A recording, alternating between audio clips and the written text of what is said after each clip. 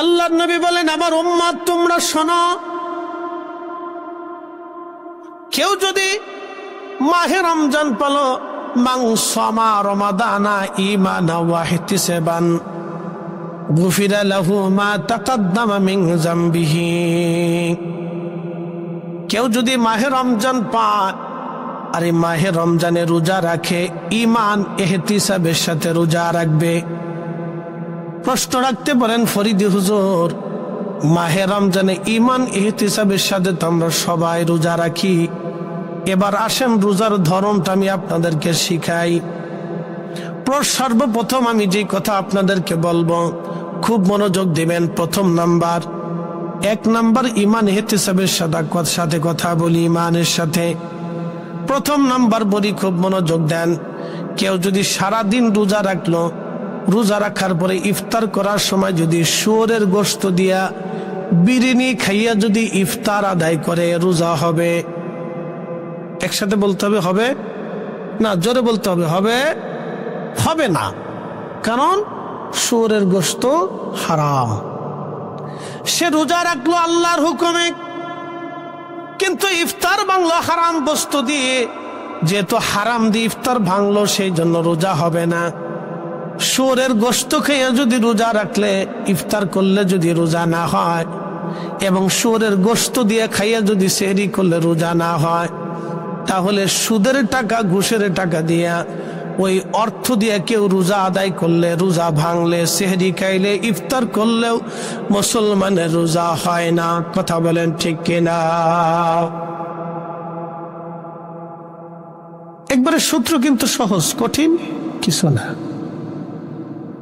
মান সামা রমাদানা ঈমানান ওয়া ইহতিসাবান গুফিরা লাহু মা তাকাদ্দামা মিন যামবিহি। তার জীবনের সমস্ত পিছনের গুনাহগুলি আল্লাহ মাফ করে দিবে, নিষ্পাপ বানিয়ে দিবে। তার সগীরা কবিরা কোনো গুনাহ আল্লাহ রাখবে না, যদি ঈমান ইহতিসাবের সাথে সে রোজা রাখে।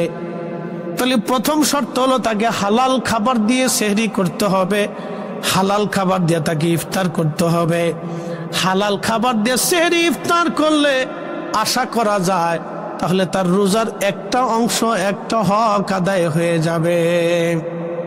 একজন আল্লাহর বান্দা অন্যের সম্পদ মেরে দিয়ে, অন্যের টাকা মেরে দিয়ে, অন্যের হক মেরে দিয়ে ওই টাকা দিয়ে ইফতার করলে, রোজা রাখলে, সেহরি করলে, তাহলে ওই শুয়োরের গোশত খেয়ে রোজা রাখলে, সেহরি করলে যেমন হয়, যেমন রোজা হবে না।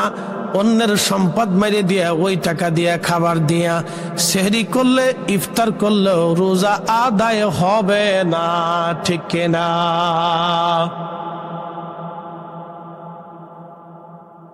তাহলে ঈমান ও ইহতিসাবের সাথে রোজা তার হলো না। 2 নম্বর, প্রথমটা বলে দিলাম হালাল খাদ্য। একসাথে বলি, কি খাবার? হালাল খাদ্য। তা আপনারা চেষ্টা করবেন, একেবারে সর্বাত্মক চেষ্টা, মানে চেষ্টা কি, জীবনের সব দিয়ে চেষ্টা করবেন হালাল খাবার দিয়ে ইফতার করা, সেহরি করা। প্রিয় উপস্থিতি, মনোযোগ দেবেন। 2 নাম্বার, গীবত। কেউ যদি রোজা রাখলো কিন্তু সারাদিন গীবত করে, দেখবেন কিছু মানুষ আছে দোকানে বসে, রমজানে কোনো কাজ না থাকলে দোকানে বৈশা, দোকানে তোর খাবার দাবার খেতে পারে না, রোজা আছে, কিন্তু অমুক ভালো না, তমুক ভালো না, অমুকের মেয়ে এমনি চলে, অমুকের পোলা এমনি চলে, অমুক লোকটা অতীতে এরকম করত, সেরকম ছিল, লোকটা খারাপ, এরকম দুর্নাম করে, গীবত করে। আল্লাহর নবী বলেন, ও আমার উম্মত তোমরা শোনো, তোমরা কি তোমাদের মরা ভাইয়ের গোশত খাইতে পছন্দ করো? সাহাবা ইকরাম বলেন, না ইয়া রাসূলুল্লাহ, মৃত ভাইয়ের গোশত ভক্ষণ করা এটা কি করে পছন্দ হবে? এটা তো একবারে বান্দা গান্দা পচা নাপাকি কাজ। আল্লাহর নবী বললেন, তোমরা তোমার ভাইয়ের গীবত করবা না, শিকায়ত করবা না। যদি গীবত করো তাহলে শোনো, তুমি তোমার মৃত ভাইয়ের গোশত ভক্ষণ করলে। মাহে রমজানে কেউ যদি রোজা রেখা গীবত, তহমত, শিকায়ত করে, তার মানে বোঝা গেল তার রোজার হক আদায় হবে না, ঈমান ইহতিসাবের সাথে রোজা হবে না, কারণ সে তার মৃত ভাইয়ের গোশত ভক্ষণ করেছে রোজা রেখে। কথা কোন ঠিক কিনা? মাহে রমজানে কেউ যদি গীবত করে, শিকায়েত করে, তার রোজার হক আদায় হবে না। সে শুধু সারাদিন পানাহার না করে না খেয়ে কষ্ট করবে, শুধু কোনো নেকি হবে না। ঈমান আও ইহতিসাবান, শর্ত হলো পরিপূর্ণ ঈমানের সাথে, ইয়াকিনের সাথে, বিশ্বাসের সাথে। আমরা বিশ্বাস করি এক রব। জোরে বলেন কয় রব? এক আল্লাহ। জোরে বলেন কয় আল্লাহ? একসাথে বলেন কয় আল্লাহ? তাম সৃষ্টি কার হুকুমে পরিচালিত হয়? আল্লাহর। এতে তো কোনো সন্দেহ নাই, আছে কি? তাম সৃষ্টিটা আল্লাহর হুকুমে পরিচালিত হয়। এই যে রমজানের চাঁদ উঠছে, আল্লাহর হুকুমে চাঁদ উঠবে, আবার আল্লাহর হুকুমে চাঁদ চলে যাবে। সূর্য ডুবার পরে এখন সন্ধ্যা নেমে গেল, টাইম মতো সূর্য ডুবে চলে গেল। শুধু এই বছরে টাইম মতো ডুবে নাই, যতদিন পৃথিবীর বয়স হয়েছে ততদিন সূর্য টাইম মতো উঠলো, টাইম মতো ডুবলো। যতদিন পৃথিবী থাকবে আল্লাহর হুকুমে সূর্য টাইম মতো উঠবে, টাইম মতো ডুবে যাবে। ভাববেন না সূর্য চাঁদ আমাদের আইনে চলে। সূর্য চাঁদ আমাদের আইনে চলে না, সূর্য চাঁদ চলে আল্লাহর আইনে। আল্লাহর আইনে, আল্লাহর আইনে যেহেতু সমগ্র সৃষ্টি চলে, অতএব ঈমান ও ইহতিসাবান, আমাদেরকে রোজা রাখতে হবে আল্লাহর পরিপূর্ণ মতো বিধান মোতাবেক, আইনে। কথা ঠিক আছে না? তাহলে রোজা আমরা কার আইনে রাখবো? আল্লাহর আইনে, আল্লাহর পরিপূর্ণ দেওয়া বিধান মোতাবেক আমরা রোজা আদায় করব। তো ঈমান ও ইহতিসাবান গুফিরা লাহু মা তাকাদ্দামা মিন যামবিহি। তুমি যদি ঈমান ও ইহতিসাবের সাথে রোজা রাখো, তাহলে তোমার জীবনের সমস্ত গুনাহকে, পিছনের সব গুনাহকে আল্লাহ মিটিয়ে দিবে, একবারে শেষ করে দিবে। সালমান ফার্সি বলেন, আল্লাহর নবী মজলিসের মধ্যে বসে সাহাবায়ে কেরামকে নসিহত করতে যায়, বললেন, সাহাবীরা রে, তোমরা শোনো, মাহে রমজান শেষ হওয়ার আগে আমার আল্লাহ বান্দাকে একেবারে নিষ্পাপ বানিয়ে দিবে। যেমন সদ্য সন্তান পৃথিবীতে আসলে যেমন নিষ্পাপ থাকে, তার হাতের গুনাহ থাকে না, চোখের গুনাহ থাকে না, জবানের গুনাহ থাকে না, পায়ের গুনাহ থাকে না, অঙ্গ প্রত্যঙ্গের গুনাহ থাকে না, একেবারে সে নিষ্পাপ, তার কোনো গুনাহ নাই, তার কোনো খাতা নাই, তার কোনো ভুল নাই। মায়ের পেট থেকে দুনিয়াতে আসলো একেবারে একটা নিষ্পাপ বাচ্চা, জীবনে কোনো গুনাহ তার নাই, কোনো ত্রুটি নাই, কোনো বিচ্যুতি নাই। আল্লাহর নবী বললেন, ও আমার উম্মত, ঈমান ইহতিসাবের সাথে যদি তোমরা রোজা রাখো, আমার রব আমার আল্লাহ তোমাকে ওইরকম সদ্য ভূমিষ্ঠ একটা সন্তান যেমন দুনিয়াতে আসলে নিষ্পাপ হয়ে যায়, আমার আল্লাহ তোমাকে ওইভাবে নিষ্পাপ বানিয়ে দেবে। একবার আওয়াজ তুলে বলা যাবে কি আল্লাহু আকবার? আল্লাহুম্মা সাল্লি আলা। খুব মনোযোগের সাথে শুনে যাবেন কামার কান্দির মুসলমান বাবাজি আমার। তাহলে 2 নাম্বার হচ্ছে গীবত। গীবত থেকে আমাদের ফিরে আসা লাগবে। সাহাবী বলেন, ইয়া রাসূলুল্লাহ, গীবত কাকে বলে? বললেন, তোমার ভাইয়ের পিছনে তার দুর্নাম করা। বলি, ইয়া রাসূলুল্লাহ, ইয়া হাবিবাল্লাহ, যদি সামনে হয়ে যায়? আল্লাহর নবী বললেন, তোমার ভাইটা এমন কিছু তুমি বলো যেটা পছন্দ করে না, তোমার ভাইয়ের পিছনে যদি দুর্নামগুলি করো, তাহলে এটা গীবত হয়ে গেল। যেমন আপনি আমার পিছনে আপনি আমার দুর্নাম করলেন, ফরিদি হুজুর লোক ভালো না, এই লোকটা খারাপ, এই লোকের এইরকম, তার হাঁটার অবস্থা ভালো না, তার চাহানি ভালো না, এমন করে যদি আপনি আমার দুর্নাম করেন, তাহলে আপনি আমার গীবত করলেন, আপনি মরা ভাইয়ের গোশত খাইলেন। রমজানে রোজা রাখা মৃত ভাইয়ের গোশত যদি আপনি ভক্ষণ করেন, তাহলে পরিপূর্ণ রোজার হক আদায় হবে না। আবার দেখা যাবে রমজানে কিছু অসাধু ব্যবসায়ী আছে যারা রমজানে পণ্যের দাম বাড়ায় দেয়। সারা পৃথিবী, এমনকি আপনি যদি দেখেন ইহুদি খ্রিস্টানের দেশ, ইউরোপেও রমজান আসলে পণ্যের দাম, খাবারের দাম, রমজানে রোজাদারের কারণে ইউরোপিয়ানরা পর্যন্ত রোজার সময় খাদ্য পণ্যের দাম তারা ছাড় দেয়, কমায় দেয়। আরবে রমজান মাস আসলে খাদ্য পণ্যের দাম কমায় দেয়। সারা পৃথিবী থেকে ভিন্ন চিত্র, শুধু বাংলাদেশে রমজান মাস আসলে খাবারের দাম বাড়ে। এখন বলেন, বাংলাদেশের সব ব্যবসায়ী কি হিন্দু, বৌদ্ধ, খ্রিস্টান? তো মুসলমান ব্যবসায়ী দাম বাড়ায় দেয়, তার মানে এগুলো 23 সূরা, সূরার ঘরের সূরা, আন্তর্জাতিক ঘরের সূরা। কথা বলে ঠিক কি না? ওদের জীবনে সব হারাম। সব কি? রোজাদারকে কষ্ট দেয়, মাহে রমজানে রোজাদারকে কষ্ট দেয়, গরিব মানুষের কষ্ট হয়, মধ্যবিত্তের কষ্ট হয়, নিম্ন আয়ের মানুষের কষ্ট হয়। এই কষ্টের কোনো সীমা নাই। যার অল্প আয় আছে, সারাদিন পরিশ্রম করে একটা লোক 500টা টাকা রুজি করে, আহা, সে মাহে রমজানে বাজার করতে গেলে সে হিমশিম খায়, তার কষ্ট হইতে থাকে। অনেক বড় কষ্ট হয়, অনেক বড় কষ্ট, যে কষ্টের ব্যাখ্যা আমি দিতে পারবো না আপনাকে। অনেক কষ্ট, যে কষ্টের ব্যাখ্যা আমি দিতে পারবো না। দারিদ্রতা যার জীবনে নাই সে বুঝবে না। দারিদ্রতা যার চির জীবনে, সে জানবে যে এই কষ্টটা কত কষ্ট। যার জীবনে দারিদ্রতা নাই সে বুঝবে না যে দারিদ্রতা কি কষ্ট। যার জীবনে দারিদ্রতা ছিল সে বুঝবে যে দারিদ্রতা কত কষ্ট। এই জন্য আল্লাহ রাসূল বলতেন, তুতঈমুত তুআম, তোমরা খাওয়াও মানুষকে। নবীজি বলেন, আমার উম্মত তোমরা শোনো, তোমাকে আমি হাউজে কাউসারের পানি পান করাবো। আমি রাসূল তোমাকে ওয়াদা করলাম, তোমাকে হাউজে কাউসারের পানি পান করাবো যদি আমার ক্ষুধার্ত উম্মত রোজাদারকে যদি তুমি ইফতার করাও, পেট পুরে যদি তুমি তাকে খাবার খাওয়াও, তার তৃষ্ণা নিবারণ করো, আমি নবী ওয়াদা করলাম তোমাকে মেহেশরের মাঠে ডেকে নিয়ে হাউজে কাউসারের পানি পান করাই দেব। আসতে হয়ে গেল না? জোরে বলবেন সুবহানাল্লাহ। কেন বললেন? ক্ষুধার কারণে বলছেন। ক্ষুধা, ক্ষুধা, দারিদ্রতার কারণে বলেছেন। এক সাহাবী বলেন, ইয়া রাসূলুল্লাহ, আমাদের ভিতরে অনেকের তো ইফতার করানোর মতো সামর্থ্য নাই।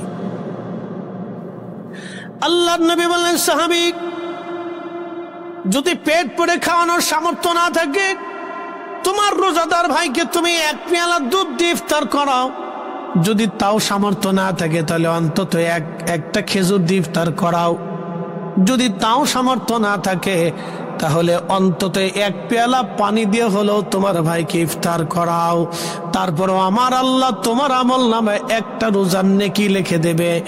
একজনকে যদি ইফতার করাও, আমার আল্লাহ একটা রোজার নেকি লিখে দেবে। এইভাবে যতজনকে ইফতার করাবা ততটা রোজার নেকি তোমার আমল নামায় লেখা হবে। একবার জোরে বলা যাবে কি সুবহানাল্লাহ?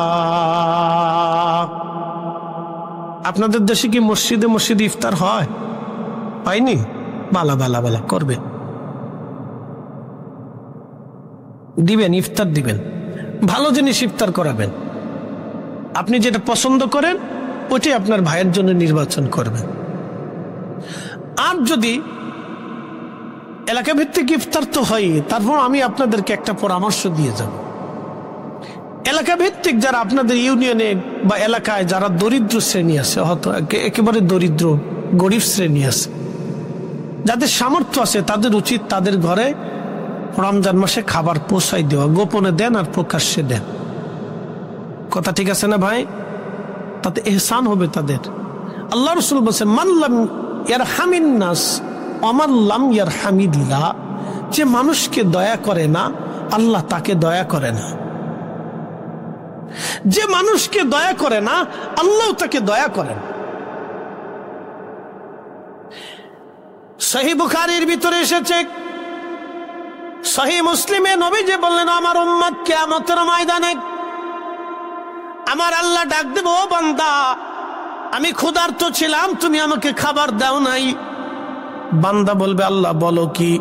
তুমি না নিজে রাজ্জাক, তুমি রিজিক দেনেওয়ালা, তুমি তো রব্বুল আলামিন, তামাম সৃষ্টির পরিচালক ছিলা তুমি আল্লাহ।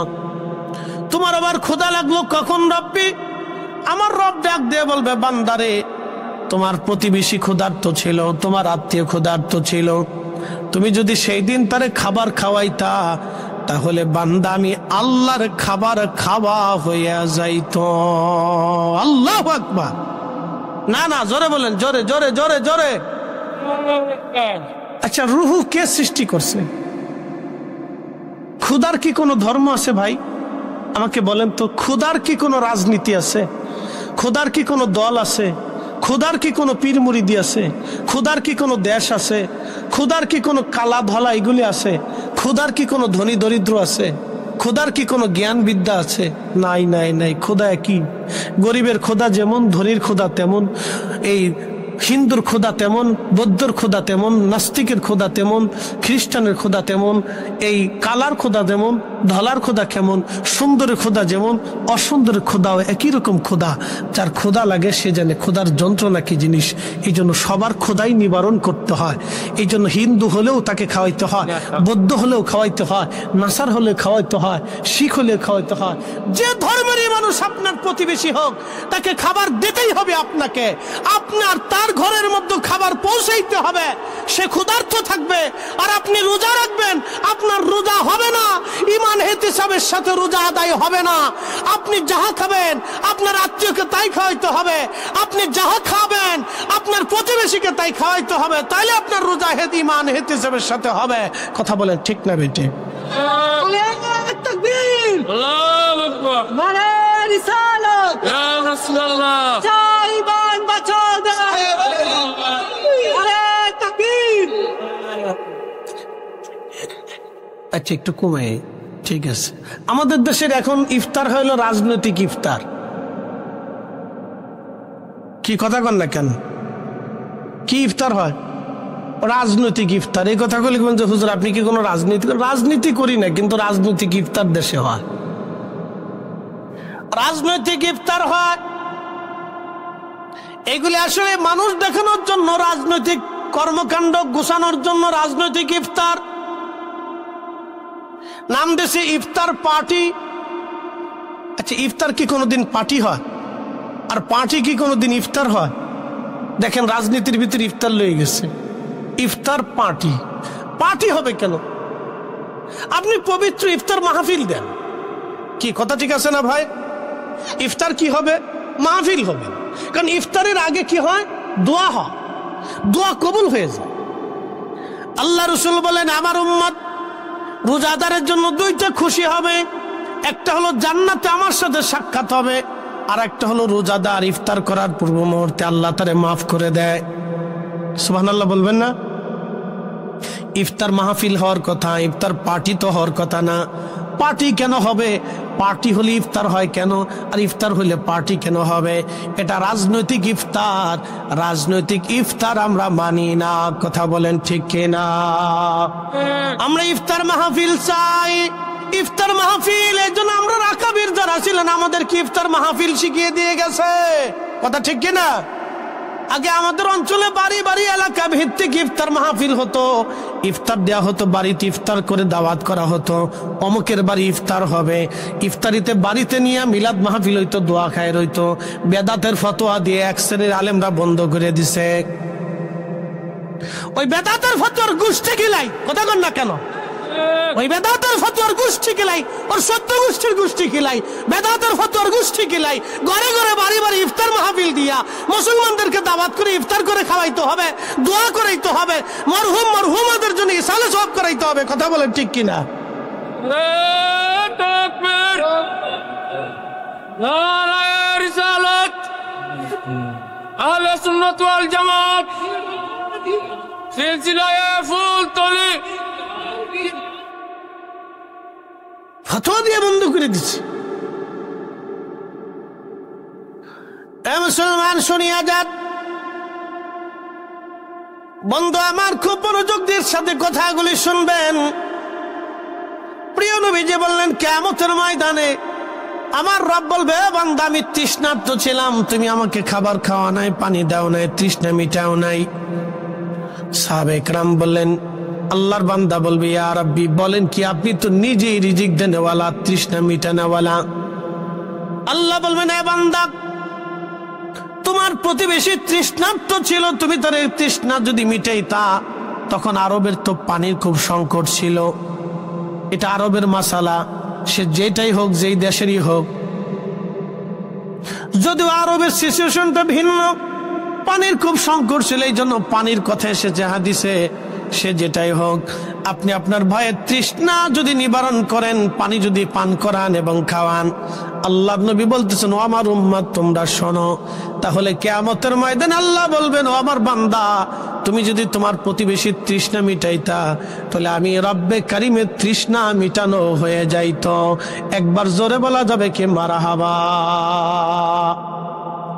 আল্লাহর নবীর কাছে এক সাহাবী এসে বলেন, ইয়া রাসূলুল্লাহ আইয়ুল ইসলামি খায়রুন, ইসলামের মধ্যে উত্তম কাজ কি? নবীজি বললেন, তুতঈমুত তাআম, 1 নাম্বার মানুষকে খাদ্য খাওয়াবা, 2 নাম্বার তাকরাউস সালাম আলা মান আরাফতা ওয়া মান লাম তারিফ, চিনো বা না চিনো অধিক পরিমাণে সালাম আদান প্রদান করবা। প্রথম নম্বরে বলেন খাবার খাওয়াও, 2 নম্বরে বলেন সালাম আদান প্রদান করো। 1 নম্বরে খাবার খাওয়াও, 2 নম্বরে সালাম আদান প্রদান করো। কারণ খাবার খাওয়ানোর মাধ্যমে প্রতিবেশীদের সাথে সম্পর্ক ভালো হয়। যেমন আপনি নিজে খাইলেন, ইফতার রমজান মাসে আপনার প্রতিবেশীদেরকে একদিন আপনি দাওয়াত করলেন, আপনাদের সবার আমার বাড়িতে দাওয়াত, আমার বাড়ি মিলাদ হবে, আপনারা ইফতার করবেন, সবাই আসলো। সবাই যখন আপনার বাড়ি খাবে, মোহাব্বত কি বাড়ে না কমে? একজন আরেকজনের সাথে মোহাব্বত কি বাড়ে না কমে? আপনার উসিলায় 10 জন এক জায়গায় বসলো, আমরা শুধু দোয়ার সময় যিনি বাড়িতে মিলাদের ইন্তজাম করলেন তার জন্য দোয়া হয় না, দোয়া কিন্তু গ্রামের সবার জন্য হয়। শুধু তার বাবার মায়ের জন্য দোয়া হয় না, ওইখানে যারা উপস্থিত হয় সবার বাবা মার জন্যই দোয়া হয়, ঠিক কিনা? প্রিয় উপস্থিতি, আমার হাজিরিন, খুব মনোযোগের সাথে কথাগুলি শুনবেন। আজ এগুলি আজ আমরা বেদাতের ফতোয়া দিয়ে বন্ধ করে দিলাম। উম্মতের লাভ হয় নাই, লাভ হইছে শয়তানের। শয়তান চিন্তা করলো আমি যা ফতোয়া দিয়ে চেষ্টা করে পারি নাই, তা তোমরা নিজেরা বন্ধ করে দিয়েছ। আজকে যদি রমজানের দোয়া হয়, ইফতার হয়, তাহলে ক্ষমা হবে আল্লাহর বান্দা যারা কবরে গেছে তাদের ক্ষমা। বলে কেমন? আমি আপনাকে বোঝাই। রমজানে ইফতারি পূর্ব মুহূর্তে আল্লাহ রোজাদারের দোয়াকে কবুল করে নেয়। বলে সেটা কেমন? যখন আপনাদের সামনে খাবার আসে, তখন সামনে খাবার আসে, যেমন আমার সামনে চা আসলো, পানি আসলো, আমি পানির প্রয়োজন, আমি পানি খেয়ে ফেললাম, ওয়াজের মধ্যেই পানি পান করলাম, আবার ওয়াজের মধ্যে আমি চা খেয়ে ফেলবো। কিন্তু মাহে রমজানে আমি যত সুন্দর ওয়াজ করি না কেন, ইফতারির সময় না আসা পর্যন্ত 1 ঢোকও পানি পান করার সুযোগ নাই, ঠিক কিনা? সামনে ফল থাকে, খেজুর থাকে, মালটা থাকে, আপেল থাকে, বিরিয়ানি থাকে, শরবত থাকে, নানান ধরনের ভাজি পোড়া থাকে, দই থাকে, খাবার থাকে, পানিও থাকে, কত কিছু সামনে থাকে। কিন্তু রোজাদার খাবার হাত দিয়ে লাড়াচাড়া করে খাবার খায় না, পানির পেয়ালাটা ঠিক করে কিন্তু পানি খায় না, পানির পেয়ালাটা এখানে সরায় কিন্তু খায় না, খেজুরটা নিয়ে বাইসে দেখে তারপরেও খায় না, এই আপেলের মালটাটা গুছায় দেখে কিন্তু খায় না। যখন খাবার লাড়াচাড়া করে ইফতারির পূর্ব মুহূর্তে, তখন আমার আল্লাহ ডাক দেয়, ফেরেশতারা, তোমরা আমার এই বান্দা সৃষ্টি করতে তোমরা নিষেধ করেছিলা। ফেরেশতারা রে, আমার এই বান্দা সৃষ্টি করতে নিষেধ করেছিলা, আর তোমরা বলেছিলা ওয়া নাহনু নুসাব্বিহু বিহামদিকা ওয়া নুকাদ্দিসু লাক, তোমরাই বলে ইবাদত করবা, তোমরাই বলে তসবিহ করবা, তোমরাই বলে হামদ করবা, তোমরাই বলে জিকির করবা। এ ফেরেশতারা দেখ, আমার বান্দার পেটের ভিতরে ক্ষুধা আছে, কলিজায় তৃষ্ণা আছে, সামনে খাবার আছে, পানিও আছে, তারপর আমার বান্দা খায় না, আমার বান্দা মুখে দেয় না, আমার বান্দা হাত দিয়ে লাড়াচাড়া করে কিন্তু খায় না। এ ফেরেশতারা, তোমরা বলছিলা ক্বালু আতাজআলু ফিহা মান ইউফসিদু ওয়া ইয়াসফিকুদ দিমা, তারা বলে পৃথিবীতে ফাসাদ করবে, অশান্তি বাঁধাবে, বিশৃঙ্খলা বাঁধাবে, তারা বলে খুন খারাপি করবে, মারামারি করবে। ফেরেশতারা দেখ, আমার বান্দারা সামনে ইফতারে নিয়ে বসে আছে, ও ফেরেশতারা, তারা আমার কাছে ক্ষমা চায়, আমার কাছে দোয়া করে, তারা আমার জিকির করে, খাবার সামনে কিন্তু খায় না। আমি আল্লাহর হুকুম না আসা পর্যন্ত খাবারগুলি তারা মুখে দেবে না। এ ফেরেশতারা, তোরা সাক্ষী থাক, আমি আমার এই বান্দাদের জীবনের সব গুনাহগুলি আমি আল্লাহ মাফ করে দিলাম। না, আরো জোরে বলেন সুবহানাল্লাহ। আল্লাহুম্মা সাল্লি আলা, জবান খুলে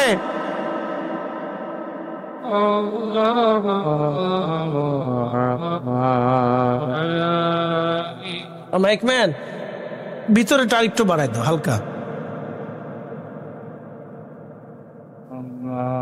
আল্লাহুম্মা সাল্লি আলা সাইয়্যিদিনা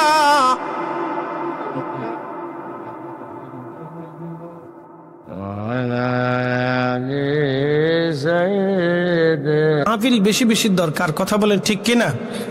যাদের সামর্থ্য আছে তারা বাড়িতে দাওয়াত করে ইফতার মাহফিল করবেন, এটা বরকতের কাজ, অনেক বড় দামি বরকতের কাজ।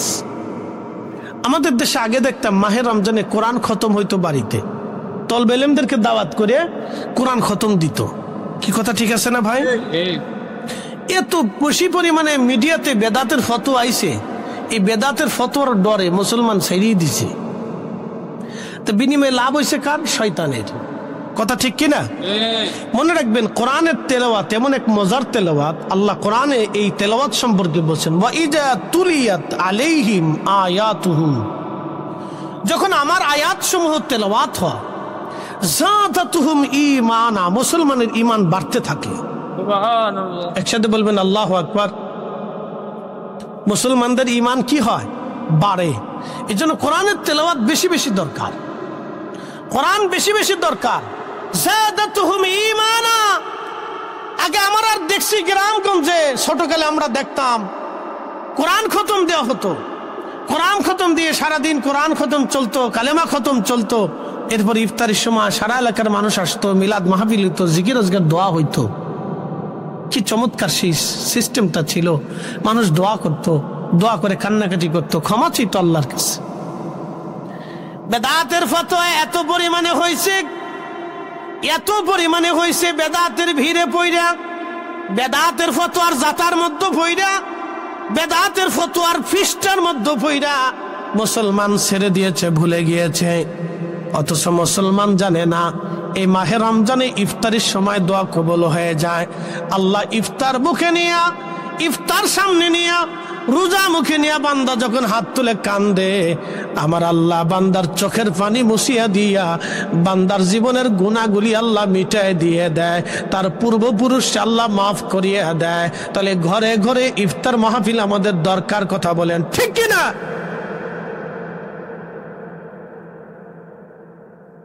কিছু হইতেন আচ্ছা,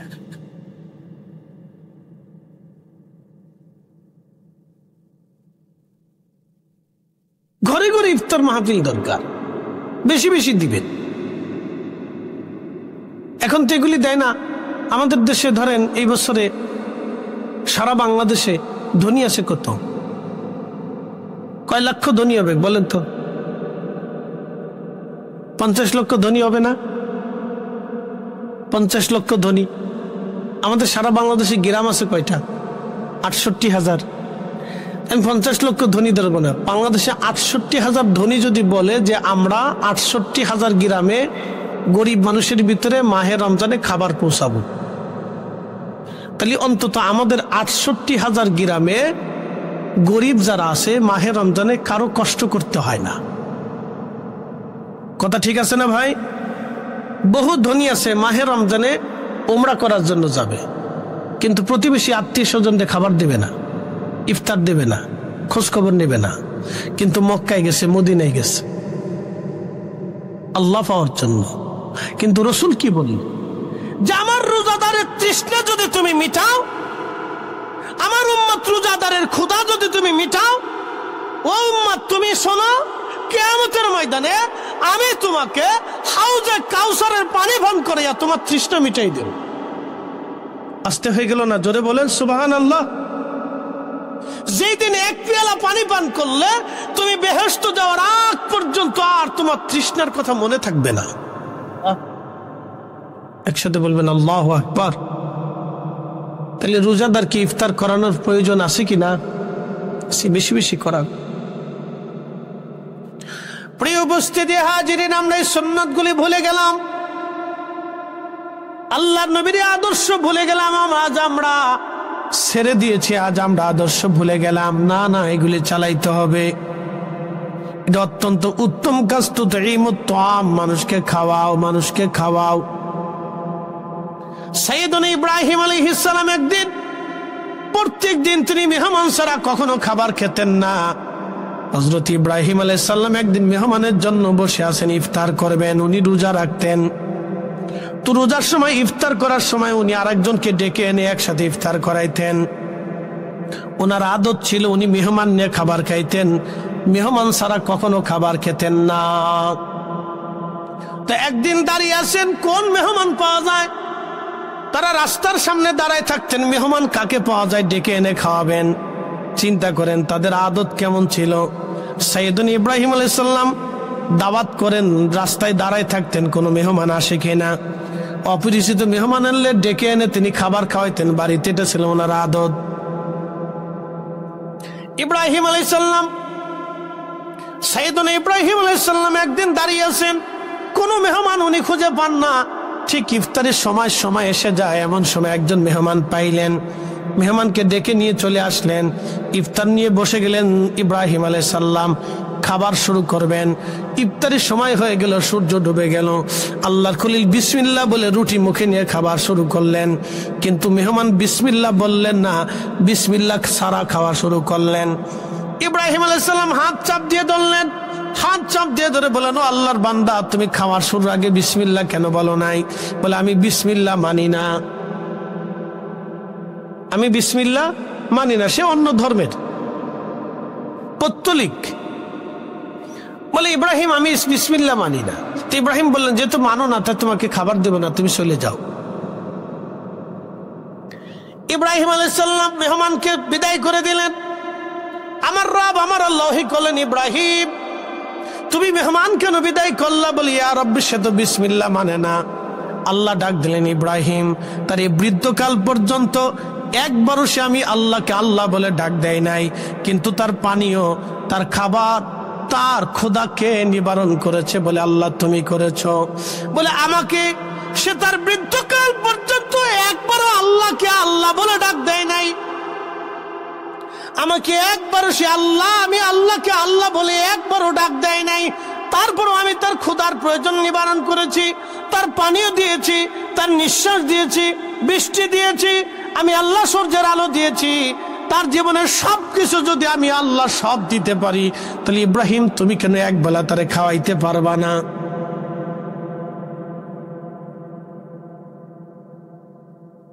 ইব্রাহিম আলাইহিস সালাম বলেন, আল্লাহ ভুল হয়ে গেছে, আমি বুঝতে পারি না। ইব্রাহিম যাও, মেহমান যেই হোক, যে ধর্মেরই হোক, বিসমিল্লাহ মানুক আর না মানুক, সে তো তোমার মেহমান, তুমি তারে খাওয়াও।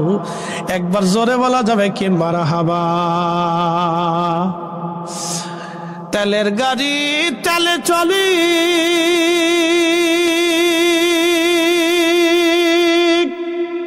হাওয়ার গাড়ি হাওয়ায় উড়ে, বিনা তেলে চালাই গাড়ি নবী সুলাইমান। আমরা সেই মুসলমান, আমরা সেই মুসলমান।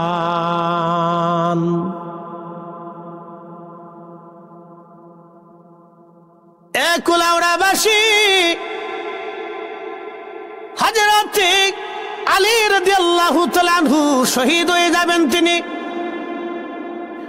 ওনাকে ছুরির আঘাত করা হলো, কর্ণের এই গোড়া দিয়ে ভিতরে ছিদ্র হয়ে গেল, রক্তক্ষরণ হয়, রক্ত পড়ে পড়ে দাড়ি ভিজে গেল। হযরত আলী রাদিয়াল্লাহু আনহু 3 দিন এইভাবে ছিলেন। 3 দিন তার কষ্ট হলো। 3 দিন পরে তিনি শহীদ হয়ে গেলেন।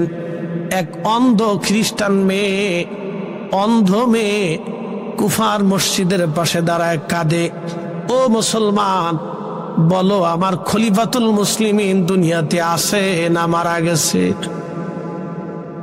খুব মনোযোগ দিন। ও মুসলমান তোমরা বলো, আমার খলিফা কি দুনিয়াতে আছে না মারা গেছে? মুসলমানরা বলতেছে, হে খ্রিস্টান অন্ধ মেয়ে, তুমি খলিফা দিয়ে কি করবা বলো? বলে, আগে বলো খলিফা আছে না মারা গেছে? বলে, খলিফা আজকে 3 দিন আহত ছিলেন, রক্তক্ষরণে তিনি সকালে ইন্তেকাল করেছেন। ফজরের পরে তার জানাজা করার পরে আমরা তাকে দাফনে কবরস্থানে নিয়ে গেছি। তিনি দুনিয়ায় নাই, দুনিয়ার থেকে বিদায় হয়ে গেছে।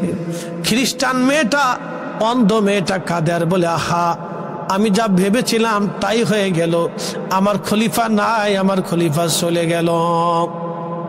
মুসলমানরা জিজ্ঞেস করলে, অন্ধ নারী, খ্রিস্টান তুমি, অন্য ধর্মের মেয়ে, খলিফার জন্য তুমি কাঁদো কেন? মেয়েটা কেঁদে কেঁদে বলল, দেখো, প্রত্যেক রাত্রিবেলা আমার খলিফা এই মসজিদ থেকে নামাজ পড়ে, এশার নামাজ পড়ে আমার বাড়িতে যাইতেন, আমার অভাবগুলি, প্রয়োজনগুলি তিনি মিটাইতেন, আমার ঘরে খাবার দিতেন। আমি অন্ধ, আমার দেখভাল করিয়া আমার খলিফা তারপরে বাড়ি যাইতেন। আমার খোঁজ খবর না নিয়ে আমার খলিফা বাড়ি যাইতেন না, আমার যাবতীয় প্রয়োজনগুলি মিটাই আমার খলিফা তারপরে বাড়ি যাইতেন। আজকে 3 দিন হলো আমার খলিফা আমার খোঁজ খবর নেই নাই, আমার বাড়ি যায় নাই, লোক পাঠাই নাই। তখন আমি বুঝতে পারছি আমার খলিফা আজ আর দুনিয়াতে নাই। একবার জোরে বলা যাবে কি আল্লাহু আকবার? আপনি একটু চিন্তা করেন তো। এই জন্য আল্লাহ রাসূল বলছেন, ফাআলাইকুম বিসুন্নতি ওয়া সুন্নাতিল খুলাফায়ে রাশিদিন আল মাহদিন। তোমরা আমার সুন্নাত মানো, আমার খুলাফায়ে রাশিদিনের সুন্নাহ মানো। হযরত আলী নিজে জান্নাতি, তার স্ত্রী জান্নাতের নারীদের সর্দারিনী, তার 2টা বেটা জান্নাতের যুবকদের সর্দার, তার শ্বশুর তামাম মুলকের মালিকের মেহবুব, তার শাশুড়ি জান্নাতি।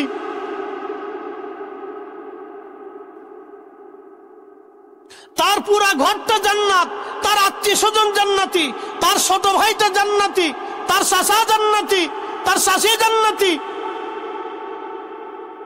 ভাতিজারা জান্নাতি, ভাগিনারা জান্নাতি। একসাথে বলবেন আল্লাহু আকবার।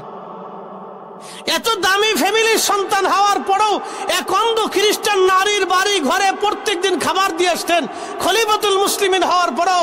এই জন্য আল্লাহর নবী বলতেন, সুলতানু জিল্লুল্লাহি ফিল আরদ, শাসক গোষ্ঠীরা হচ্ছে জমিনে আল্লাহর ছায়া। আল্লাহর ছায়া, আল্লাহ যেমন সবাইকে ছায়া দেয়, নিরাপত্তা দেয়, শাসকরা সবাইকে নিরাপত্তা দিবে। শাসকরা যদি জনগণের নিরাপত্তা দিতে না পারে, শাসক গোষ্ঠীরা যদি জনগণের খাদ্যের নিরাপত্তা না দিতে পারে, বস্ত্রের নিরাপত্তা না দিতে পারে, তাদের অর্থের নিরাপত্তা না দিতে পারে, জীবনের নিরাপত্তা না দিতে পারে, তাদের সম্মানের নিরাপত্তা না দিতে পারে, মেয়েদের নিরাপত্তা না দিতে পারে, শালীনতার নিরাপত্তা না দিতে পারে, ইজ্জতের নিরাপত্তা না দিতে পারে, তাহলে ওই শাসক গোষ্ঠী ধ্বংস হয়ে যায়। কথা বলেন ঠিক না বেটে?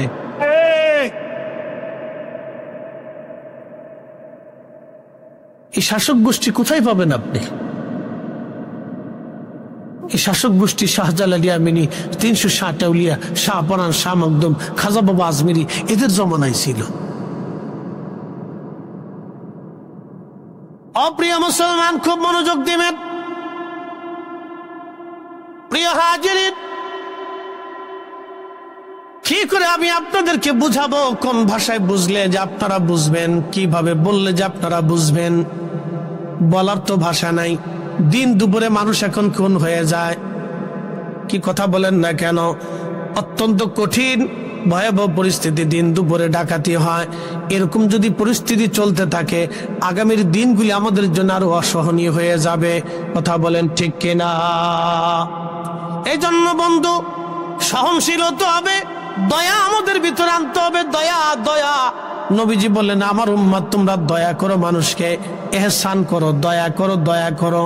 তোমরা প্রতিবেশীর ক্ষুধার্ত নিবারণ করো, যারা দুর্বল আছে তাদের ঘরে খাবার পৌঁছাও,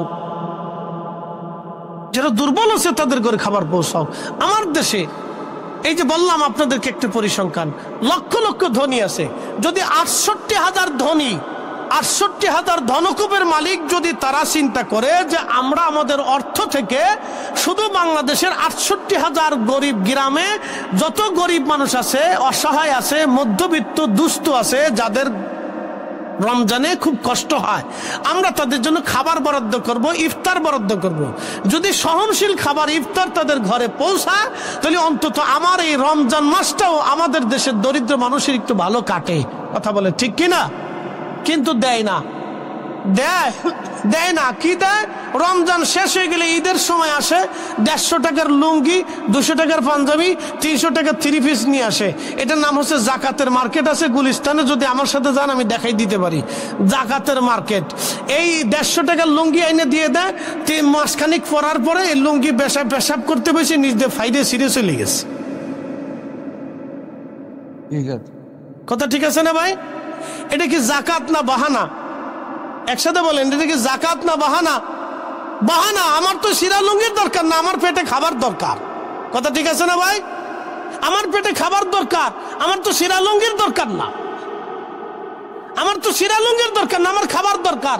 এই জন্য রমজানের ভিতরে, রমজানের শুরুতে ধনীদের উচিত তাদের স্থানীয়ভাবে, তাদের এলাকা ভিত্তিক যত দরিদ্র মানুষ আছে বেছে গেছে নিজেরা উপস্থিত হয়ে খাবার পৌঁছাই দেওয়া। কথা ঠিক কিনা? এটা প্রত্যেক ধনীদের প্রত্যেক এলাকায় করা উচিত। তাহলে পরে আমাদের দেশের এই চুরি ডাকাতি এগুলো অনেক কমে যাবে। কারণ মানুষ চুরি ডাকাতি কিন্তু এমনিতে শখে করে না, বিপদে পড়েও অনেকে করে। আমাদের দেশের অনেক যুবকরা পথভ্রষ্ট হয়। কেন হয়? পিছনে কারণ আছে। তারা এখন কি হয়ে গেছে? বেকার হয়ে গেছে, নানানমুখী সমস্যায় পড়ে গেছে, অথবা সঙ্গমেলার পিছনে পড়ে গেছে, অথবা রাজনৈতিক কোনো কারণ হতে পারে। বিভিন্ন কারণে আমাদের যুবকরা ডাকাতি, চুরি ডাকাতি, খুন খারাপি, রাহাজানির ভিতরে চলে যাচ্ছে। এগুলি ফিরাইতে হলে আমাদের সম্মিলিতভাবে সবাইকে প্রচেষ্টা আনতে হবে। সবার খাদ্য নিরাপত্তা একবারে নিশ্চিত করতে হবে। কথা বলেন ঠিক কিনা? সবার ঘরের খাদ্য নিরাপত্তা নিশ্চিত করতে হবে, সরকারকে, রাষ্ট্রকে করতে হবে। সবার ঘরের খাদ্য নিরাপত্তা নিশ্চিত করতে হবে। তাহলে আমাদের দেশে এই সমস্যার সমাধানটা কমে আসবে। এই জন্য ধনীদেরকে উৎসাহিত করতে হবে। এই জন্য এলাকা ভিত্তিক ধনী যারা আছে তাদেরকে উৎসাহিত করতে হবে। এই জন্য আল্লাহ রসুল জাকাতের প্রথা করেছিলেন, সৎকার প্রথা করেছিলেন। এই জন্য আল্লাহ নবীর ব্যবস্থা এমন ছিল যে নবীজি কোনো বিষয়ে কোনো কিছু প্রয়োজন হলে ধনী সাহাবীদেরকে ডাকতেন, তোমরা দান করো, দান রাখো। দান জমা করত, জমা করার পরে আল্লাহ নবী সব গরিব সাহাবীদের মধ্যে এটা বেটে বেটে দিতেন। একসাথে বলবেন আল্লাহু আকবার। ফুলতুলি সাহেব কেবলা রহমতুল্লাহ বড় আওলাদ মুফতি সাহেব হুজুর, তিনি এই কাজগুলি করে থাকেন। কি কথা বলে দেখেন, বলেন, তিনি এই কাজ করে থাকেন। আল্লাহু আকবার বলেন না, না জোরে বলেন আল্লাহু আকবার। এই কাজগুলি উনি করে থাকেন। আল্লাহ ওনার হায়াতে আরো বরকত দান করুক, বলেন আমিন। এগুলির দরকার সবার, শুধু ওনার না, বাংলাদেশের সব পীর মাশায়েখদের এটা প্রয়োজন ছিল। কি কথা ঠিক আছে না ভাই? সব পীর মাশায়েখ, সব রাজনৈতিক দলের এটা দরকার ছিল। নির্বাচনের সময় এসে 3 বছর 10 বছর দেখা হয় না, শাশিরে ধরে ধরে, শাশি তুমি আমার মার মতো, শাশি শাশিরে জোরে ধরে, শাশি তুমি আমার মার মতো, শাশি তোমার দেখতে আমার মার মতোই দেখা যায়। শাশি এই যে 1000 টাকা দিলাম কিছু কিনে কেটে খেয়ে। 10 বছর পরে আইসে, 10 বছরের ভিতর শাশির আর খবর নাই। কি কথা কন না কেন? 10 বছরের ভিতরে শাশির খবর নাই, 10 বছরের ভিতরে শাশির খবর নাই। প্রত্যেক রাজনৈতিক দলের ব্যক্তিদের উচিত ছিল নিজেরা মাথায় করে নিয়ে বাড়ি বাড়ি খাবার পৌঁছাই দেওয়া। দল থাকুক আর না থাকুক, রাজনীতি হোক বা না হোক, যার অর্থ আছে, ধনী আছে, তার উচিত ঘরে খাবার পৌঁছানো। গরিব মানুষের বাড়ি খাবার পৌঁছাইলে আমার দেশে চুরি ডাকাতি এগুলি, এই রাহাজানি এগুলি হয়ে হবে না, এগুলি কমে যাবে। কথা বলেন ঠিক কিনা? কিন্তু তা দেবে না কেউ, তা দিবে না। নামাজও হয়ে গেছে রাজনৈতিক নামাজ। বল হুজুর এটা আবার কেমন? নির্বাচন আসার আগে টুপি একটা মাথায় দেয়, বাপরে বাপ, পেশাব করে পানি লোক আর লোক মসজিদে ঢুকে ঠিকই নামাজ পড়ে। অজু থাক আর না থাক, মসজিদে ঢুকে ঠিকই নামাজ পড়ে। বাপরে বাপ, দেখে আমি খুব নামাজি। শয়তানে হাসে আর কয়, বাপরে বাপ, তুই এই সামান্য একটু বোর্ডের লেগে কি সিটারি শুরু করছিস? তুই তো আমার সাথে বড় সিটা। কি কথা কর না কে? ঠিক আছে না ভাই? শয়তানে চিন্তা করে যে আমার সাথে বড় সিটার। আমি 9 লক্ষ বছর ইবাদত করছি কিন্তু সিটারি করিনি না। শয়তান কিন্তু 9 লক্ষ বছর ইবাদত করছে বা 7 লক্ষ বছর ইবাদত করছে, সিটারি কিন্তু করে নাই। সিটারি না করার কারণে কিন্তু আল্লাহ তোরে মুআল্লিমুল মালায়েকা বানাইছিল। কথা ঠিক আছে না? সিটারি তো পরে এসে করলো, ঠিক আছে না? সিটারি তো শেষে এসে করলো, কিন্তু বাকি 7 লক্ষ বছরে কিন্তু সিটারি করে নাই। শয়তানের চিন্তা করে, বাপরে বাপ, তোরা 60 বছরের জিন্দিগি ভাইয়া কত বড় সিটার হয়েছিস। চিন্তা করে তো যেই কাজ আমাদের করার দরকার আমরা সেটা আঞ্জাম দিতে পারতেছি না। তো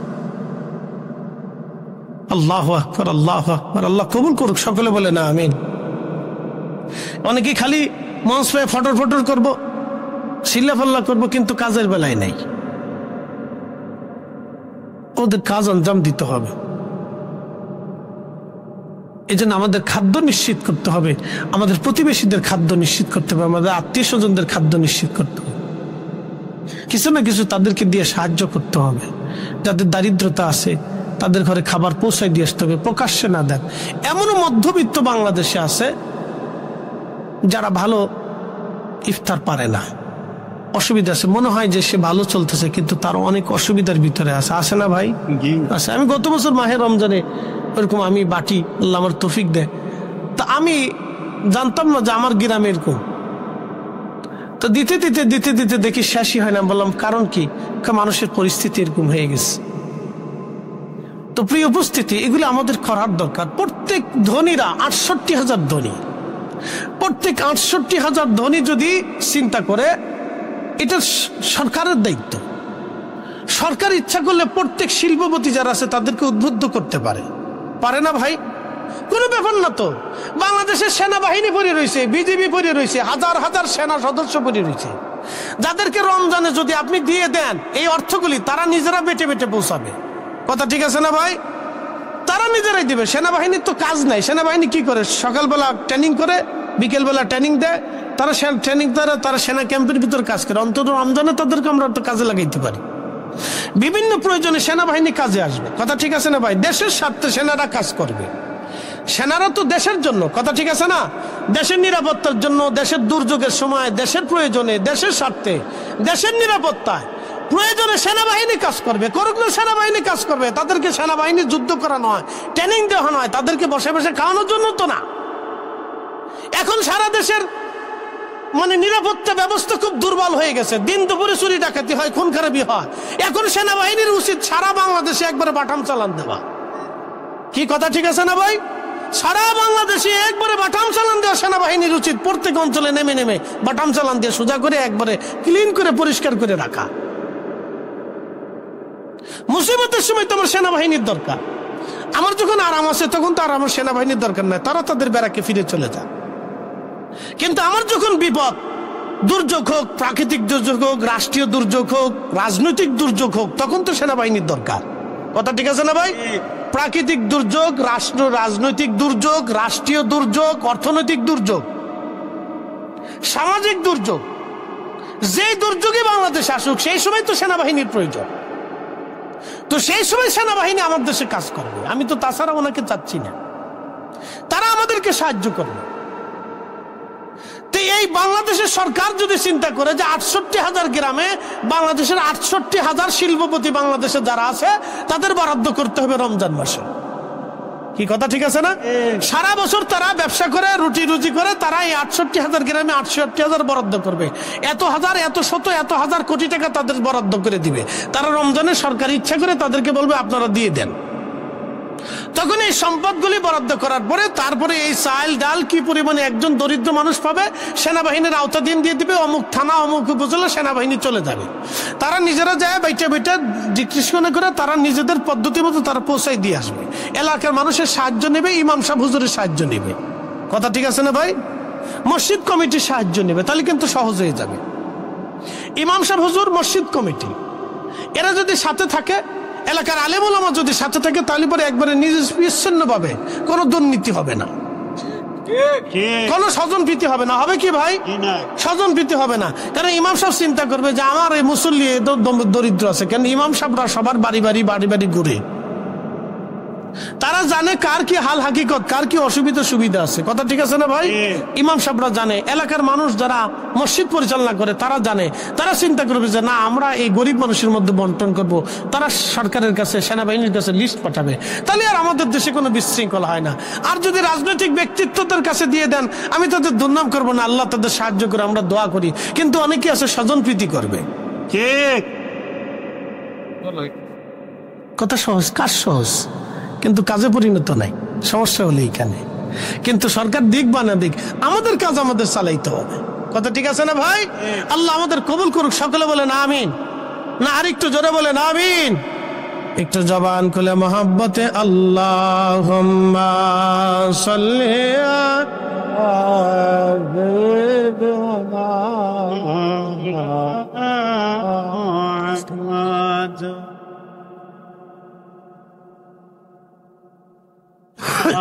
مولانا محمد اللهم صل على سيدنا مولانا محمد وعلى آل سيدنا مولانا محمد তুমি আল্লাহর প্যারা হাবিব, তোমার তুলনা নাই কেউ আর, তোমার মতো আকাশ ভ্রমণ করেনি কোন পয়গম্বর। আল্লাহুম্মা সাল্লি আলা سيدنا مولانا محمد وعلى آل سيدنا مولانا محمد প্রিয় উপস্থিতি, ঈমান ইহতিসাবের সাথে যারা রোজা রাখবে, আল্লাহর নবী বললেন তাদের জীবনের গুনাহগুলি আল্লাহ মাফ করে দিবে। এখন রোজা রাখলো, মিথ্যাও বলল, রোজা কি ঈমান ইহতিসাবের সাথে হবে? একসাথে বলেন হবে? হবে না। রোজা রাখলো আবার মিথ্যা বলল, রোজা রাখলো ফায়সা কথা বলল, রোজা রাখলো গালিগালাজ করলো, রোজা রাখলো মানুষকে ধোঁকা দিল, এমন রোজা ঈমান ইহতিসাবের সাথে হবে না। অতএব এই রোজা শুধুমাত্র না খেয়ে থাকবে, কোনো কাজে লাগবে না। এই জন্য আল্লাহর নবী বলেন, আমার উম্মত রমজানের রোজা পাইলো কিন্তু নিজের জীবনের গুনাহ মাফ করাই নিতে পারলো না, সে ধ্বংস হয়ে যাক, সে ধ্বংস হয়ে যাক। রমজানে রোজা পাইলো কিন্তু নিজের জীবনের গুনাহ মাফ করাই নিতে পারলো না, সে ধ্বংস হয়ে যাক, ধ্বংস হয়ে যাক। সে কপাল পোড়া বদনসিব, সে কপাল পোড়া বদনসিব, সে ধ্বংস হয়ে যাক। বন্ধুগণ, খুব মনোযোগ দিবেন। এরপরে নবীজি বললেন, আমান কামা রমাদানা ঈমানা ওয়া ইহতিসাবান গুফিরা লাহু মা তাকাদ্দামা মিন যামবিহি। যে ব্যক্তি মাহে রমজানে রাত জেগে দাঁড়ায় দাঁড়ায় নামাজ পড়বে, রাত জেগে নামাজ পড়বে, সারা রমজানে রাত জেগে ইবাদত করবে, তারাবির নামাজ পড়বেন, ঠিক মতো তারাবির নামাজ, ঠিক মতো 5 ওয়াক্ত নামাজ, এবং রাত্র জাগরিত হয়ে যারা তারাবির নামাজ পড়বে, নবীজি বললেন তার আগের জীবনের সব গুনাহগুলি আমার আল্লাহ মাফ করে দেবে। একবার জোরে বলা যাবে কি মারহাবা? কি নামাজ? তারাবি। এখন বলেন কয় রাকাত? জোরে বলেন। আমাদের দেশে একদল আদা জল খেয়ে লাগছে 8 টাকা তার বানাইতেই হবে। মনে হয় যে ওরে শয়তানে টেন্ডার দিয়ে দিছে, মনে হচ্ছে আজাজিলে তারে টেন্ডার দিছে, ওর 8 টাকার তারাবির নামাজ বানাইতেই হবে। সেই জন্য সে যত যুক্তি তর্ক আছে সব যুক্তি তর্ক সে উত্থাপন করছে। এখন আমি আপনাদেরকে দলিল আদিল্লা যুক্তি তর্ক কিচ্ছু দেব না, শুধু একটা প্রশ্ন বলবো, 360 জন আল্লাহর ওলি, তিনারা কি হক না বেহক? না জোরে বলেন, না একসাথে বলেন, হক না বেহক? তিনারা যেই নামাজ আনছিলেন এটা কি সত্য না মিথ্যা? তিনারা যে কালেমা এনেছিলেন এটা সত্য না মিথ্যা? তিনারা যে দিন এনেছিলেন এটা সত্য না মিথ্যা? তো তিনারা যদি 8 টাকা তারাবির নামাজ যদি সত্যই 8 টাকা হতো, তাহলে 360 জন আল্লাহর ওলি এই জমিনে 8 টাকা তারাবির নামাজ বাস্তবায়ন করে প্রতিষ্ঠিত করে রেখে যাইত। যেহেতু ওনারা 20 টাকা তারাবির নামাজ এই জমিনে প্রতিষ্ঠিত করছে, অতএব আমরাও জানি তারাবির নামাজ 20 রাকাত, এটাই চূড়ান্ত। এর নিচে পড়লে ঈমান ইহতিসাবের সাথে তারাবির নামাজ আদায় হবে না।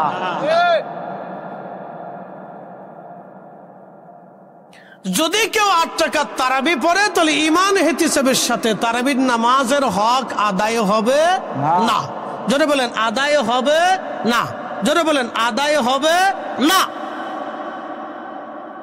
কেউ যদি এই 8 রাকাত তারাবির নামাজ বানায় না তো তার ঈমান ইহতিসাবের সাথে তারাবির নামাজের হক আদায় হবে না। অতএব যেহেতু নামাজ আদায় হবে না, সে তো গুনাহ মাফ হওয়ার কোনো সম্ভাবনাও নাই। অতএব তারাবির নামাজ 20 রাকাতই চূড়ান্ত। 160 জন আল্লাহর ওলি তারাবির নামাজ 20 রাকাত চূড়ান্ত করেছে। 20 রাকাত তারাবির নামাজ তারা চূড়ান্ত করেছে। 20 রাকাত তারাবির নামাজ চূড়ান্ত, এটাই চূড়ান্ত ফয়সালা। একটু জোরে সে পড়ে আল্লাহুম্মা সাল্লি আলা। জি ইমাম সাহেব وعلى آل سيدنا খালি নাই কোন এলাকা? আল্লাহুম্মা সাল্লি আলা। আচ্ছা কালকে কথা বলবো।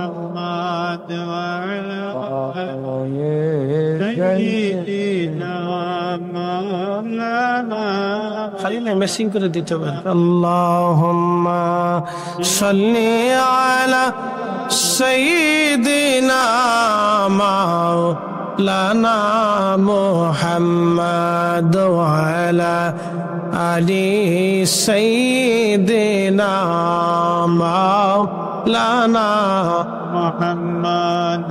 3 নম্বর আল্লাহর নবী বলেন, আমার উম্মত লাইলাতুল কদর রাত্রিবেলা কেউ যদি ঈমান ও ইহতিসাবের সাথে রাত জেগে ইবাদত করে, আমার আল্লাহ মা তাকাদ্দামা মিন জামবিহি, তার জীবনের সমস্ত গুনাহ আল্লাহ মাফ করে দেবে। একবার জোরে বলা যাবে কি মারহাবা। এখন লাইলাতুল কদর কখন আসবে? প্রিয় নবীকে জিজ্ঞেস করল, ইয়া রাসূলুল্লাহ লাইলাতুল কদরের রাত কখন পাওয়া যায়? নবীজি বলেন, মাহে রমজানের শেষ 10 দিনে বেজর রাত্রিবেলা তোমরা মাহে রমজান কদরের রাত্রিবেলা তালাশ করো। ইন্না আনসালনাহু ফি লাইলাতিল কদর, নিশ্চয়ই কদরের রাত্রিবেলা আল্লাহ কোরআন নাজিল করেছেন। কদরের রাত্রিবেলা কোরআন এসেছে। এই কদরের রাত্রিবেলা আমার আল্লাহ কোরআন নাজিল করেছেন। এই জন্য কদরের রাত এত বড় দামি। আল্লাহ কোরআনে বলেন, লাইলাত ওয়া মা আদরাকা মা লাইলাতুল কদর। নবীজি আপনি কি জানেন লাইলাতুল কদর কি? লাইলাতুল কদরি খায়রুম মিন আলফি শাহর, সেটা 1000 মাসের চাইতে উত্তম আমার উম্মতের ভিতরে, আমার বান্দাদের ভিতরে। লাইলাতুল কদরের এক রাত্রিবেলা কেউ যদি ইবাদত করে, আমি রব্বুল আলামিন 1000 মাসের চাইতে বেশি পরিমাণে নেক আমার বান্দার আমল নামায় লিখে দেব। একবার জোরে বলা যাবে কে সুবহানাল্লাহ। তবে 4টে সহিহ হাদিসেও আসছে 26 তারিখ দিন যায় রাত, এটাও কদরের রাত, এটাও হাদিসে আসছে। 4টে সহিহ হাদিসে আসছে। ইমাম তহাবি লিখছেন শারহে মানিল আসারের ভিতরে একটা বিশুদ্ধ হাদিসে আসছে। এরকম 4টে হাদিসে আসছে যে 26 তারিখ দিন যায় রাত্রেও কদরের রাত, এটাও হাদিসে আসছে। তবে একবারে নিরবিচ্ছিন্নভাবে নিশ্চিন্তভাবে মাহে রমজানের শেষ 9 বিজোর রাত্রিগুলিতে যদি আপনি জেগে জেগে ইবাদত করেন, তাহলে কদর রাত আপনি নিশ্চিন্ত পেয়ে যাবেন, তাতে কোনো সন্দেহ নাই। আর এই রাত্রিবেলা যদি আপনি ঈমান ও ইহতিসাবের সাথে জেগে ইবাদত করেন, তাহলে আপনার জীবনের সমস্ত গুনাহগুলি আল্লাহ মাফ করে দিবে। একসাথে বলা যাবে না সুবহানাল্লাহ? তাহলে মাহে রমজানে আমাদের অধিক পরিমাণে ইস্তিগফার করার দরকার, দোয়া করার দরকার, কান্নাকাটির দরকার, ক্ষমা চাওয়ার দরকার। কথা ঠিক আছে না ভাই? আর বেশি বেশি পরিমাণে রোজাদারকে ইফতার করানোর প্রয়োজন। যদি সুযোগ সুবিধা হয় তাহলে এলাকার হত দরিদ্র মিসকিন আশেপাশে খুঁজে খুঁজে আত্মীয় স্বজন আগে দেখবেন যে আপনার আত্মীয় স্বজনের মধ্যে দরিদ্র কারা আছে। যারা দরিদ্র আছে তাদের ঘরে খাবার নিশ্চিত করবেন, এবং তারপরে দেখবেন আপনার প্রতিবেশীদের মধ্যে দরিদ্র কারা আছে। তাদের মধ্যে আপনি মাহে রমজানে খাবার নিশ্চিন্ত করবেন।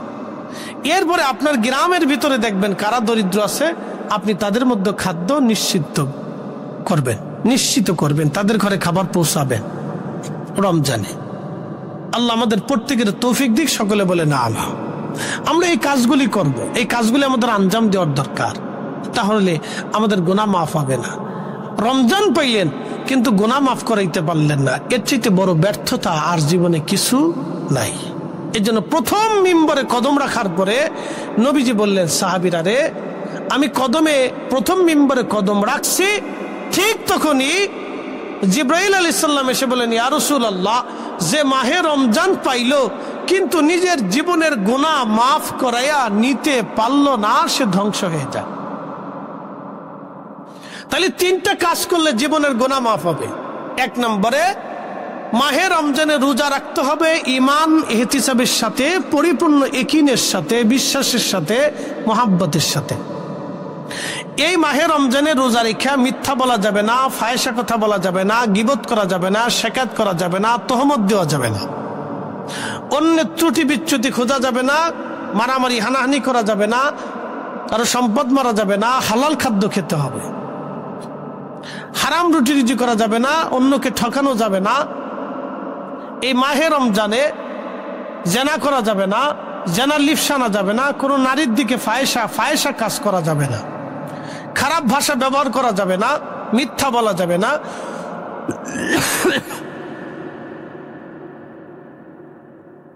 এই কাজগুলি আপনি যদি করতে পারেন তাহলে রমজানের রোজাগুলি ঈমান ইহতিসাবের সাথে হবে। 2 নম্বর, তারাবির নামাজ আপনাকে দাঁড়াইতে হবে টাইম টু টাইম, সুন্দর মতো তারাবির নামাজ ঈমান ইহতিসাবের সাথে 20 রাকাত আদায় করতে হবে, এবং রাত জেগে সম্ভব হলে ইবাদত করতে হবে, তাহাজ্জুদ নামাজ পড়তে হবে। যদি তা সম্ভব হয় আপনি রাত জেগে কোরআন শরীফ তেলাওয়াত করতে পারেন, আর কিছু আর নওয়াফিল অতিরিক্ত ইবাদত করতে পারেন, তাহলে আপনার জীবনের আগের গুনাহগুলি মাফ হয়ে যাবে। আর কদরের রাত্রিবেলা যদি আপনি পেয়ে যান তাহলে মাহে রমজানের শেষ 10 দিনের বেজর রাত্রিগুলা, বিশেষ করে 26 তারিখ দিন যায় রাত, এটাও যেহেতু বিশুদ্ধ হাদিসে এসেছে, অতএব এই রাতটাকেও ছোট করে দেখার কোনো সুযোগ আমাদের হাতে নাই। অতএব এই রাতগুলিতে ঈমান ইহতিসাবের সাথে জাগতে হবে, ইবাদত করতে হবে খুব ইয়াকিনের সাথে। পটকা ফোটানো যাবে না, ঘোরাঘুরি করা যাবে না। আমাদের দেশে বরাতের রাত আসলে আর কদরের রাত আসলে পটকা ফুটায়, ঘোরাফেরা করে, ফেসবুক টিপে, গল্প গুজব করে, এই কোনায় বিড়ি খায়, ওই কোনায় চা খায়, ওই কোনায় পান খায়, ঘুরে গেড়ে বেড়ায়।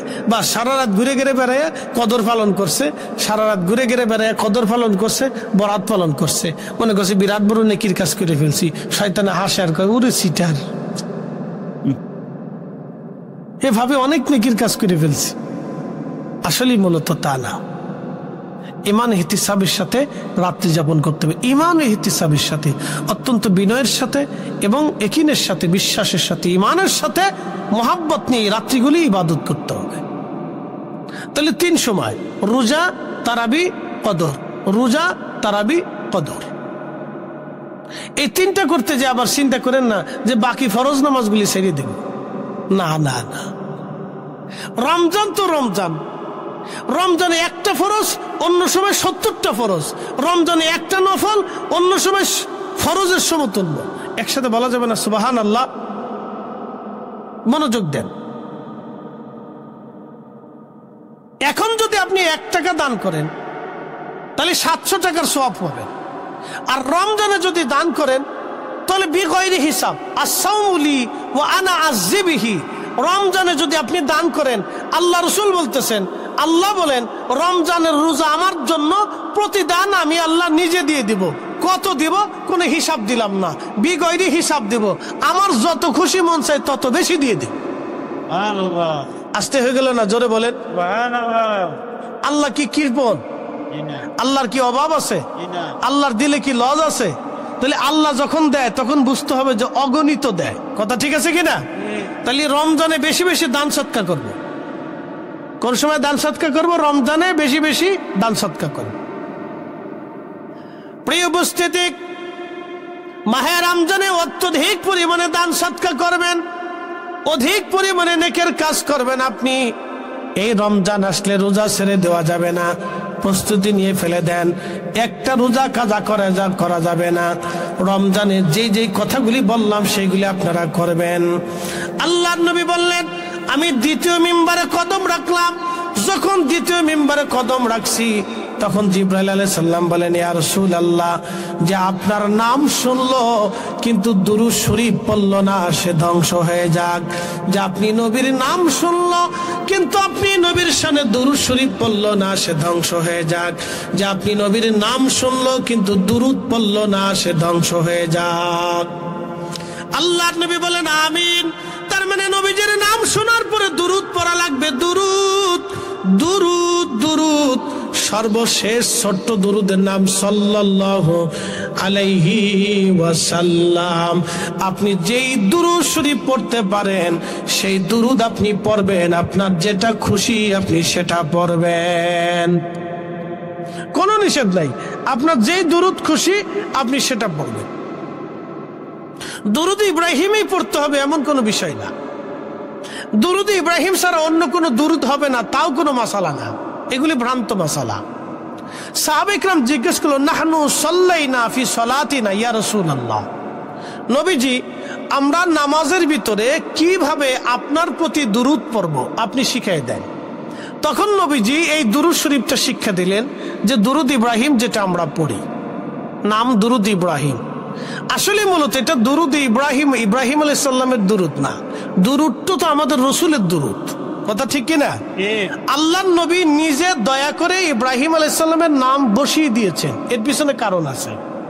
কারণ হলো নবীজি সবসময় ইব্রাহিম আলাইহিস সালাম দা ইব্রাহিম খলিলুল্লাহ, নবীজি বলতেন আমি ইব্রাহিম আলাইহিস সালামের দোয়া।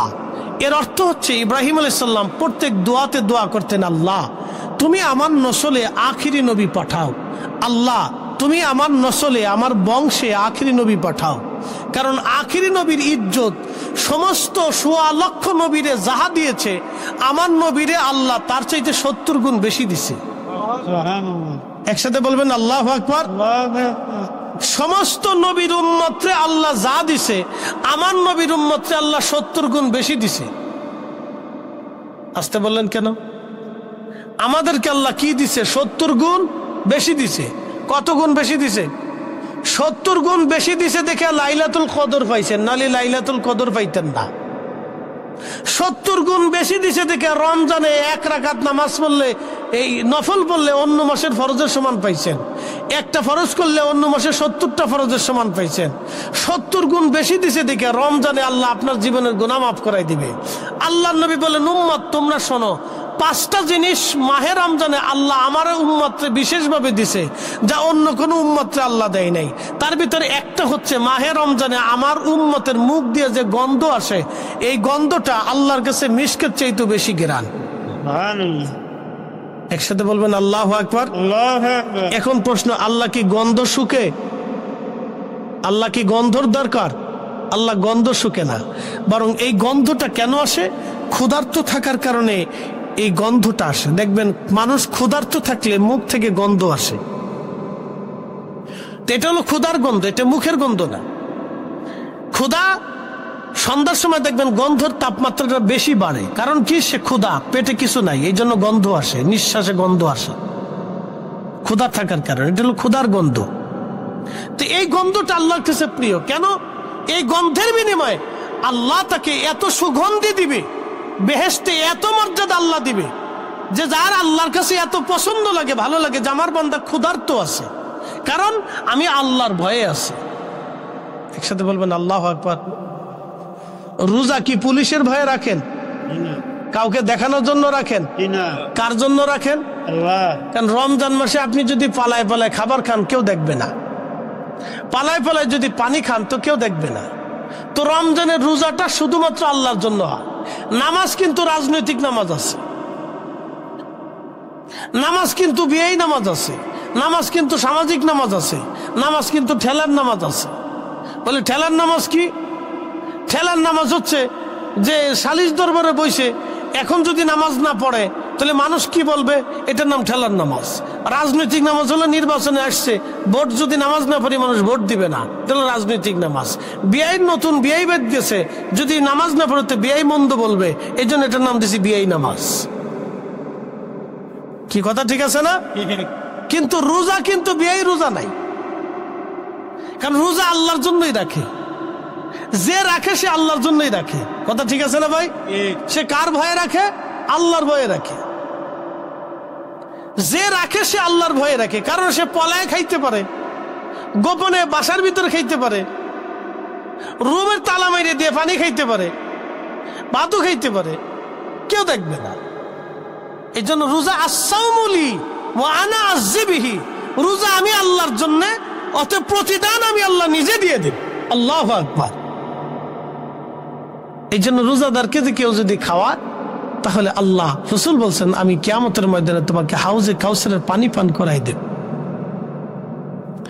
প্রিয় উপস্থিতি হাজিরিন, আল্লাহর নবী বললেন দুরূদ শরীফ। তো আমাদের নবীর ইজ্জত আল্লাহ এত পরিমাণে দিলেন, এই ইজ্জত দেখে ইব্রাহিম খলিলুল্লাহ শুধু দোয়ার মধ্যে বলতেন, আল্লাহ আপনি আমার নসলে আখিরি নবী পাঠাবেন, আমার বংশে আপনি আখিরি নবী দিবেন, আল্লাহ আপনি আমার বংশে আখিরি নবী পাঠাবেন। কেন? আখিরি নবীর ইজ্জতের দিকে তাকাইয়া ইব্রাহিম নিজের বংশের দিকে নিসবত করলেন, এই জন্য যাতে উনার বংশের মর্যাদা বেড়ে যায়। কারণ সব বাবা চায়, আল্লাহ আমার ছেলেটাকে আপনি মানুষের মতো মানুষ বানান, আমার ছেলেটারে নামাজি বানান, আমার ছেলেটারে ভদ্র বানান। কোনো বাবা কয় না আল্লাহ আমার ছেলেটারে চোর বানান, কয়? কোন বাবা কি বলে আল্লাহ আমার ছেলেরে ডাকাত বানান, আমার ছেলেরে লুচ্চে বানান? কেউ কয় না। সবাই চায় আল্লাহ আমার সন্তানটারে নামাজি বানান, আমার সন্তানটারে তুমি আবেদ বানান। সব বাবা দোয়া করে। তো ইব্রাহিম আমার নবীর ইজ্জত দেখে আল্লাহর বলতেছেন, আল্লাহ তুমি আমার নসলে আখিরি নবী পাঠাও। তা আল্লাহ তার দোয়া কবুল করলেন। একসাথে বলবেন আল্লাহু আকবার। আল্লাহ তার কি করলেন? দোয়া কবুল করে নিয়ে ইব্রাহিম আলাইহিস সালামের নসলে আমার নবীরে পাঠাইলেন। এই জন্য ইব্রাহিম আলাইহিস সালামের দুইজন স্ত্রী, আমাদের দুইজন মা, একজন আম্মাজান সারা, আম্মাজান হাজেরা। আম্মাজান সারার গর্ভে হযরত ইসাক আলাইহিস সালাম, হযরত ইসাক আলাইহিস সালামের একটা বেটার নাম ইয়াকুব আলাইহিস সালাম। ইয়াকুব আলাইহিস সালামের আরেক নাম ছিল ইসরাইল। এই ইসরাইল থেকে বনি ইসরাইল। এই ইয়াকুব আলাইহিস সালামের যত বংশ সবাইকে বনি ইসরাইল বলা হয়। এই বনি ইসরাইলের ভিতরে আল্লাহ নবী পাঠাইছেন 70,000। আর এই বনি ইসরাইল ইয়াকুব আলাইহিস সালাম মসজিদে বাইতুল আকসা প্রতিষ্ঠিত করেছেন, তৈরি করেছেন। ওনার এই মসজিদে 70,000 নবী আসছে, নবী নামাজ পড়ছে, কিন্তু বাইতুল আকসাতে আপনি রিয়াজুল জান্নাহ নাই। রহস্য দিকে যাবেন। বাইতুল আকসাতে 70,000 নবী নামাজ পড়লো, কিন্তু বনি ইসরাইলের 70,000 নবী বাইতুল আকসায় নামাজ পড়ছে, কিন্তু আপনি রিয়াজুল জান্নাহ পাবেন না। আর আমার নবী একা মসজিদে নববীতে নামাজ পড়েছেন, হুজরা থেকে মিম্বর, মিম্বর শরীফ থেকে হুজরা শরীফ, গেছেন আইসেন, আসছেন গেছেন, গেছেন আইসেন, আসছেন গেছেন। যাওয়া আসার কারণে ওই জায়গাটুকুন আল্লাহ বলছেন রিয়াজুল জান্নাহ, জান্নাতের বাগান বানাই দিন। সুবহানাল্লাহ। আরো জোরে, আরো জোরে, আরো জোরে। তাহলে ইব্রাহিম আলাইহিস সালাম দিয়ে কি আমার নবীর দাম বাড়লো, না আমার নবী দিয়ে ইব্রাহিমের দাম বাড়লো? আমার নবী দিয়ে ইব্রাহিম আলাইহিস সালামের দাম বাড়লো। এই জন্য দুরুদ ইব্রাহিম না, এই দুরুদ আমার নবীর দুরুদ। কিন্তু নবীজি নিজে তিনি কৃতজ্ঞতা স্বরূপ, মিল্লাতের বাবা তার জন্য দোয়া করতেন বিধায় নবীজি তার পিতা ইব্রাহিম আলাইহিস সালামের নাম দুরুদের মধ্যে লিখে দিয়ে স্মরণে রেখে দিয়ে গেলেন। একসাথে বলবেন আল্লাহু আকবার। নবীজি নিজে লিখে দিয়ে গেছে, আল্লাহ রসুল নিজে লিখে দিয়ে গেছে। ইব্রাহিম আলাইহিস সালামের নাম উম্মতের মধ্যে স্মরণে দিয়ে গেলেন, যাতে সবসময় তোমরা তারে স্মরণ করো। এটা হলো হিকমত। এটার উল্টে জগা খিচুড়ি বানাইয়া আমরা একবারে এমন ভাবে নিছি যে এই দুরুদ ছাড়া আর কোনো দুরুদ পড়াই যাবে না। বিরাট বড় বিখ্যাত হুজুর মুহাদ্দিসে আজম,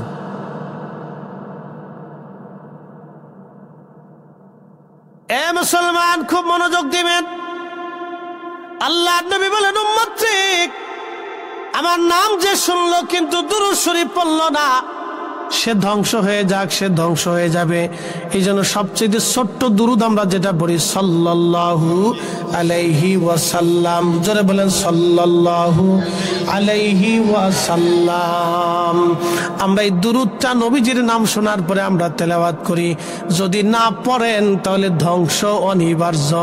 এই জন্য দুরুদ পড়া লাগবে। দুরুদের মর্যাদা ছোট করে দেখলে হবে না।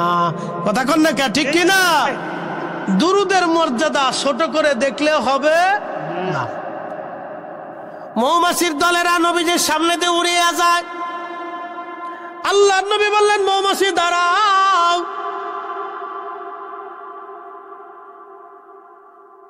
তো মৌমাছি নবীজির সামনে এসে গুনগুন করে সালাম দিতেছে, আসসালাতু ওয়াসসালামু আলাইকা ইয়া রাসূলুল্লাহ, আসসালাতু ওয়াসসালামু আলাইকা ইয়া হাবিবাল্লাহ। নবীজি ডাক দিয়ে বলেন, মৌমাছি বলো মধু কেমনে বানাও? মৌমাছি বলে, ইয়া রাসূলুল্লাহ, বিভিন্ন ফুল থেকে মধু আনি, রস নিয়ে আসি। কোন ফুলের রস তিতা, কোনটা লুনতা, কোনটা টক, কোনটা মিষ্টি, কোনটা পাইনসে। এক এক ফুলের রস এক এক রকম। হুজুর সমস্ত রসগুলি সংগ্রহ করে এনে চাকের মধ্যে জমা করে রাখি, ইয়া রাসূলুল্লাহ, মধু মধু হয় না। নবীজি যখন আমরা মৌমাছিরা ওই চাকের উপরে ঘুরি আর আপনি নবীর দুরূদ শরীফ পড়ি, আমরা চাকের মধ্যে ঘুরি আর আপনি নবীর দুরূদ পড়ি,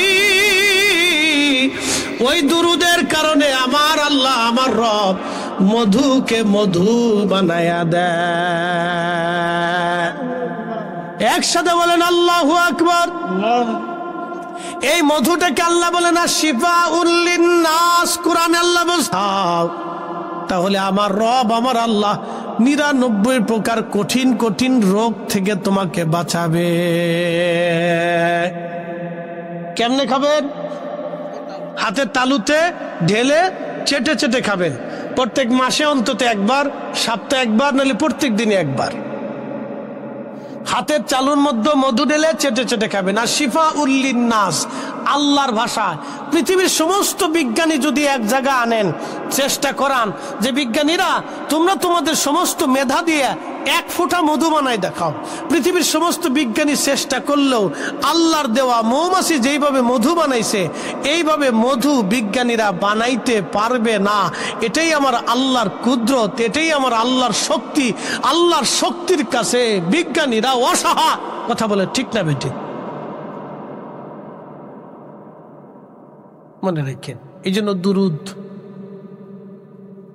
তাহলে মৌমাছি যদি নবীজির দুরুদ পড়িয়া মধু বানায়, শাইখ আব্দুল হক মুহাদ্দিস দেহলভী মাদারিজুন নবুওয়াতের মধ্যে লিখেছেন, নবীজির দুরুদ শরীফ পড়ে যদি মৌমাছি মধু বানায়, তাহলে আমাদের বাড়ি ঘরে দুরুদ শরীফের আওয়াজ আসলে, তেলাওয়াত হলে, মিলাদ হলে বাড়িতে বরকত আসে না? কি একসাথে কথা না জোরে বলেন, বরকত আসে না?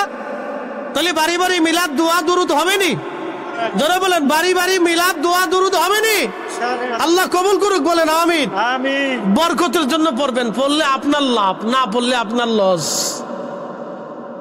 মনে রাখেন, সবাই নিজের লাভ বুঝে, পাগলও নিজের লাভ বুঝে। বলে হরেন মারবেন, দেখবেন পাগল রাস্তা থেকে সরে দাঁড়ায়।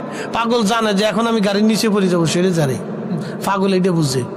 টাকা দিবেন, পাগল টাকা চিনে। খাবার দিবেন, পাগল খাবার চিনে। পাগলও নিজের লাভ বিশ্রে তালাশ করে। সবাই লাভ খোঁজে। তাহলে দুরুদে যেই লাভ, এই লাভটা আপনাদের দরকার। মৌমাছি মধু বানায় নবীর দুরুদ দিয়ে, তাহলে আপনি চিন্তা করেন এই দুরুদে বরকত কত। অতএব এই দুরুদ আপনারা বাড়ি বাড়ি চালু রাখবেন, বেশি বেশি পড়বেন। আল্লাহ এত পরিমাণে বরকত দিবে যে বরকত শূন্য হবেন না কখনো। যে কোনো কাজের আগে আপনি দুরুদ দিয়ে যদি চালু করেন, আল্লাহ রসুলকে দুরুদ হাদিয়া পাঠান, আল্লাহ ওই কাজের ভিতর অবারিত বরকত দিয়ে দেয়। এটা মনে রাখবেন। ৩ নাম্বার, আল্লাহ নবী বলেন আমার উম্মতরা আমি ৩ নাম্বার মিম্বারে সিঁড়িতে কদম রাখছি। জিবরাইল এসে বলেন, ইয়া রাসূলুল্লাহ, কেউ তার পিতা মাতা পাইল কিন্তু বাবা মার খেদমত করে জান্নাত নিতে পারল না। যে তার বাবা মা পাইল কিন্তু খেদমত করে জান্নাত নিতে পারল না, সে ধ্বংস হয়ে যাক। যে তার বাবা মা পাইল কিন্তু খেদমত করে জান্নাত নিতে পারল না, সে ধ্বংস হয়ে যাক। আল্লাহর নবী দোয়া করে বলেন আমিন।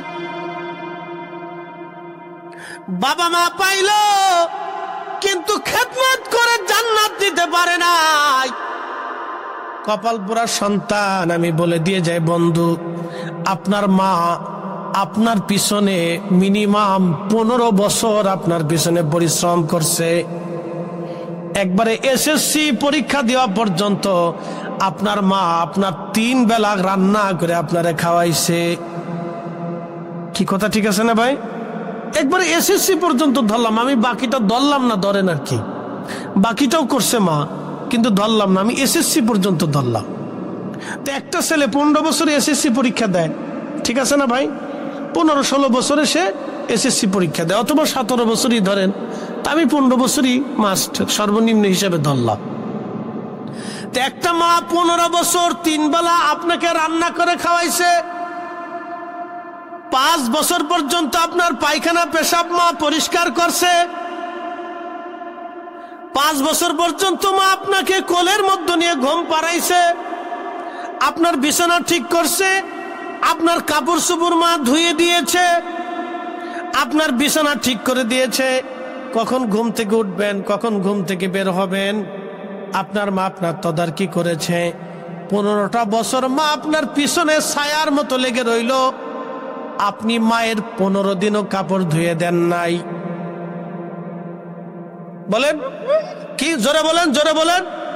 আপনি মায়ের 15 দিনও কাপড় ধুয়ে দেন নাই, 15 দিনও মাকে রান্না করে খাওয়ান নাই, 15 দিন আপনি মার বিছনা ঠিক করে দেন নাই, 15 দিনও মার ঘরটা পরিষ্কার করেন, অথচ 15 বছর আপনার ঘর মা পরিষ্কার করছে। আপনি বিনিময়ে কিচ্ছু করেন না, আপনি হিসাবে দিয়ে দিলাম। যান তাফাক্কুর করেন, আজকে রাত্রে তাফাক্কুর করবেন, চিন্তা করেন, আজকে রাত্রে চিন্তা করবেন। আমি আপনাকে চিন্তা দিয়ে দিলাম যে আল্লাহ রসুল বললেন, জিব্রাইল বলেন ইয়া রাসূলুল্লাহ, আপনি শুনেন, যে পিতা মাতা পাইল কিন্তু খেদমত করে বেহেশত নিতে পারল না, সেই উম্মত যেন ধ্বংস হয়ে যায়। নবীজি দোয়া করে বলেন আমিন। নবী আমিন বলা মানে কবুল হয়ে গেছে। বাবা মা পাইছেন কিন্তু খেদমত করে বেহেশত নিতে পারলেন না, আপনার মতো নাফরমান কপাল পোড়া আর দুনিয়াতে কেউ নাই। কথা ঠিক আছে কিনা? মনে রাখেন এই হাদিস, সারা জীবন মনে রাখবেন এই হাদিস, সারা জীবন মনে রাখবেন এই হাদিস, সারা জীবন মনে রাখবেন এই হাদিস।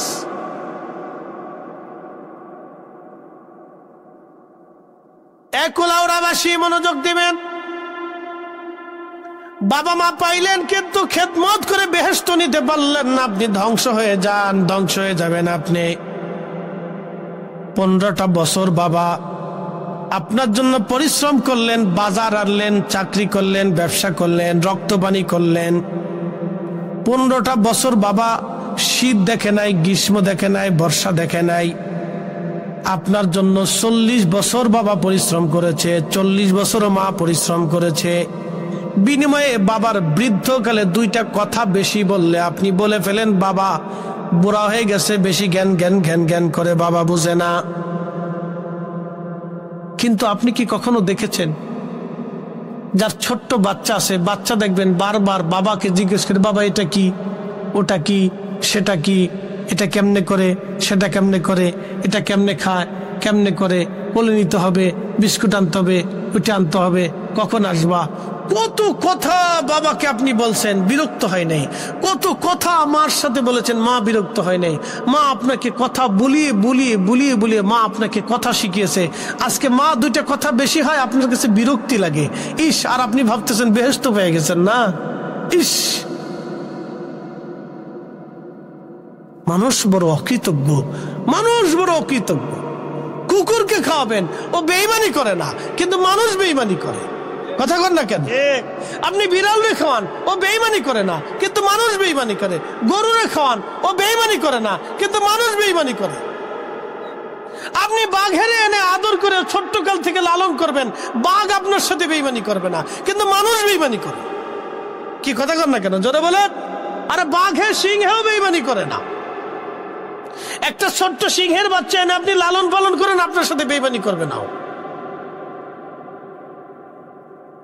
মানুষ বেইমানি করে, মানুষ এই জন্য তার শাস্তি বেশি।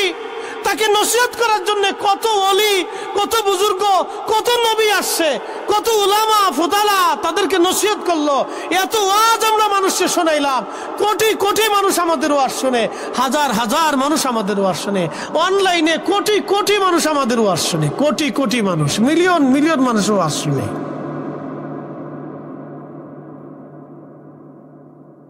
ইয়া রব্বি ইয়া আল্লাহ, 40টা বছর একটা মা সন্তানের পিছনে লেগে রইল।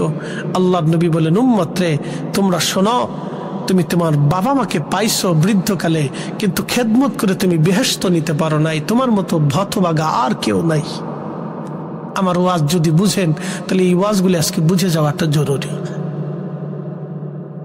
ওয়াজ বুঝে যাওয়াটা জরুরি, বাড়ি পর্যন্ত নেওয়াটা জরুরি। বাবা মা যদি বৃদ্ধ থাকে পরম আদর করবেন, পরম যত্ন নিবেন, পরম ভালোবাসা দিবেন। যে ভালোবাসা ছোট্ট গেলে আপনাকে দিয়েছিল তার চেয়ে বেশি ভালোবাসা দেওয়ার চেষ্টা করবেন বাবা মাকে, তার চেয়ে বেশি ভালোবাসা বাবা মাকে দেওয়ার চেষ্টা করবেন। তারা যে সময় যা খেতে চায় আপনি তাকে তাই খাওয়াবেন। খেতে না চাইলেও জিজ্ঞাসা করবেন, বাবা কি খাইতে মন চায়, কি পড়তে মন চায়, কোন কাপড়টা ভালো লাগে, মা তোমার কি প্রয়োজন আছে, দেখভাল করবেন। এগুলি খেয়াল রাখবেন, এগুলি আমাদের জরুরি প্রয়োজন হয়ে গেছে। আল্লাহ নবী বলেন, উম্মত তুমি যদি পিতামাতা বৃদ্ধকালে পাইছো কিন্তু খেদমত করে বেহেশত নিতে পারো নাই, তাহলে তুমি ধ্বংস, তুমি ধ্বংস, তোমার সব শেষ। কাবার ইমাম হলেও শেষ, মদিনার ইমাম হলেও শেষ, বাইতুল আকসার ইমাম হলেও শেষ, বাইতুল মুকাররমের ইমাম হলেও শেষ, বড় মুহাদ্দিস হলেও শেষ, মুফতি আজম হলেও শেষ, ৩৬,০০০ বছর হজ করলেও শেষ, মক্কা শরীফের খাদেম হলেও শেষ, সারা জিন্দেগি মসজিদ পরিষ্কার করলেও শেষ। কথা বুঝাইতে পারছি আপনাকে? কথা ক্লিয়ার? ৪০ বছর বক্তব্যের ওয়াজের জীবনী হলেও শেষ, ৪০ বছরের তাহাজ্জুদ থাকলেও শেষ। কথা ক্লিয়ার? বুঝে যাওয়াটা জরুরি। ভাই আমার, মাহে রমজান আসতেছে, আপনার দরিদ্রতা আসুক অসুবিধা নাই, বাবা মাকে খাওয়াইলে কেউ অভাবী হয় না, তার রিজিক বাড়ে। খাইতে না চাইলেও খাবার কিনে নিয়ে যাবেন। কোথা থেকে কিছু আনলে আগে আব্বা আম্মার হাতে দিবেন, কোথা থেকে কিছু নিয়ে আসেন আগে বাবা মার হাতে দিবেন। প্রশ্ন রাখতে পারেন, ফরিদি হুজুর জীবনে সর্বনাশ করে ফেলছি, আব্বা আম্মা তো কবরে চলে গেছে, এখন আমাদের উপায় কি হবে? আমরা তো এরকম খেদমত করতে পারি নাই। আল্লাহ নবী একটা রুখসত আপনার জন্য রেখে দিয়েছে। বলে কি রুখসত? নবীজি বলেন, উম্মত রে তোমার আব্বা আম্মা কবরে চলে গেছে, তুমি টেনশন নিও না, চিন্তা করিও না, তুমি তোমার বাবা মার জন্য অধিক পরিমাণে দোয়া করো। যদি দোয়া করতে পারো তাহলে কিয়ামতের ময়দানে তোমাকে তোমার বাবা মার বাধ্য সন্তান হিসেবে, খেদমত গুজারি সন্তান হিসেবে আল্লাহ কবুল করে নিবে। সুবহানাল্লাহ। আসতে হয়ে গেল না? জোরে বলেন সুবহানাল্লাহ। এই দোয়া কোরআন খতম দিয়া, জিকির আজগার করে, আলেম ওলামা ডাকিয়া, তলবে ইলম ডাকিয়া, কালেমা খতম দিয়া, বাড়িতে মিলাদ দিয়া, তারপরে দোয়া করাবেন, মসজিদে করাবেন, নিজে করবেন। রাব্বির হামহুমা কামা রাব্বায়ানি সগীরা। বেশি বেশি দোয়া করবেন, বেশি বেশি দোয়া করবেন। যারা দোয়া মানে না ও নাফরমান, যারা দোয়া বন্ধ করে দিয়েছে ও নাফরমান, যারা দোয়া বন্ধ করার জন্য উঠে পড়ে লাগছে ও নাফরমান, ওরা শয়তানের দালাল। কথা বলেন ঠিক কিনা? ওরা মুসলমানকে ধ্বংস করার জন্য আসছে, মুসলমান ধ্বংসের করার জন্য আসছে। ওরা নাফরমান, ওরা শয়তানের কাজ আঞ্জাম দিতেছে। আপনাদেরকে শক্ত হতে হবে, শক্ত হতে হবে। কথা বলেন ঠিক না বেটে? মজবুত হতে হবে আপনাদেরকে ঈমানের বলে। মুসলমান ধ্বংস করার জন্য আসছে তারা। এমনি এদেশের কোটি কোটি মুসলমানের বাবা মার খেদমত নাই, আছে ভাই? দেখাইতে পারবেন? কোটি কোটি ছেলে বাবা মার খেদমত করে না, কোটি কোটি কোটি কোটি নাই, খেদমত নাই। আমি যে সূত্রে বলছি এই খেদমত আছে নাই। হযরত ওয়াস আল কারনী নিজের মারে কাঁধে করে নিয়ে সারা দুনিয়া ঘুরতেন, নিজে মা রান্না করতেন, মা অন্ধ ছিল, মাকে পিঠে করে নিয়ে ঘুরতেন। সন্তানকে যেমন মা পিঠে করে নিয়ে ঘুরতো, ওয়াস আল কারনী মাকে পিঠে করে নিয়ে ঘুরতেন। মাকে পিঠে করে নিয়ে ঘুরতেন, মাকে পিঠে করে নিয়ে ঘুরতেন। নিজে রান্না করতেন, মাকে খাওয়াইতেন, মারে গোসল করাইতেন, মার বিছনা ঠিক করাই দিতেন, মারে ঘুম পাড়াইতেন, মার মাথায় তেল দিয়ে দিতেন, চুল আশ্রয় দিতেন। একটা সন্তানকে মা যেইভাবে লালন করতো ওয়াস আল কারনী তার মাকে সেইভাবে লালন করতো। নবী বললেন তার এই খেদমতটা আল্লাহর কাছে এত পছন্দ যে আল্লাহ তাকে মুস্তাদাবাত দাওয়া বানিয়ে দিলেন। সে যা চাবে আল্লাহ তাই দিবে, যা চাবে আল্লাহ তাই দিবে। একসাথে বলবেন আল্লাহু আকবার। তা আমরা কি এরকম খেদমত বাবা মাকে দিতে পারছি? তো দোয়াটাও যদি দিতে না পারি তাহলে এর চাইতে বড় নাফরমান আর কি হতে পারে? কথা বলেন ঠিক কিনা?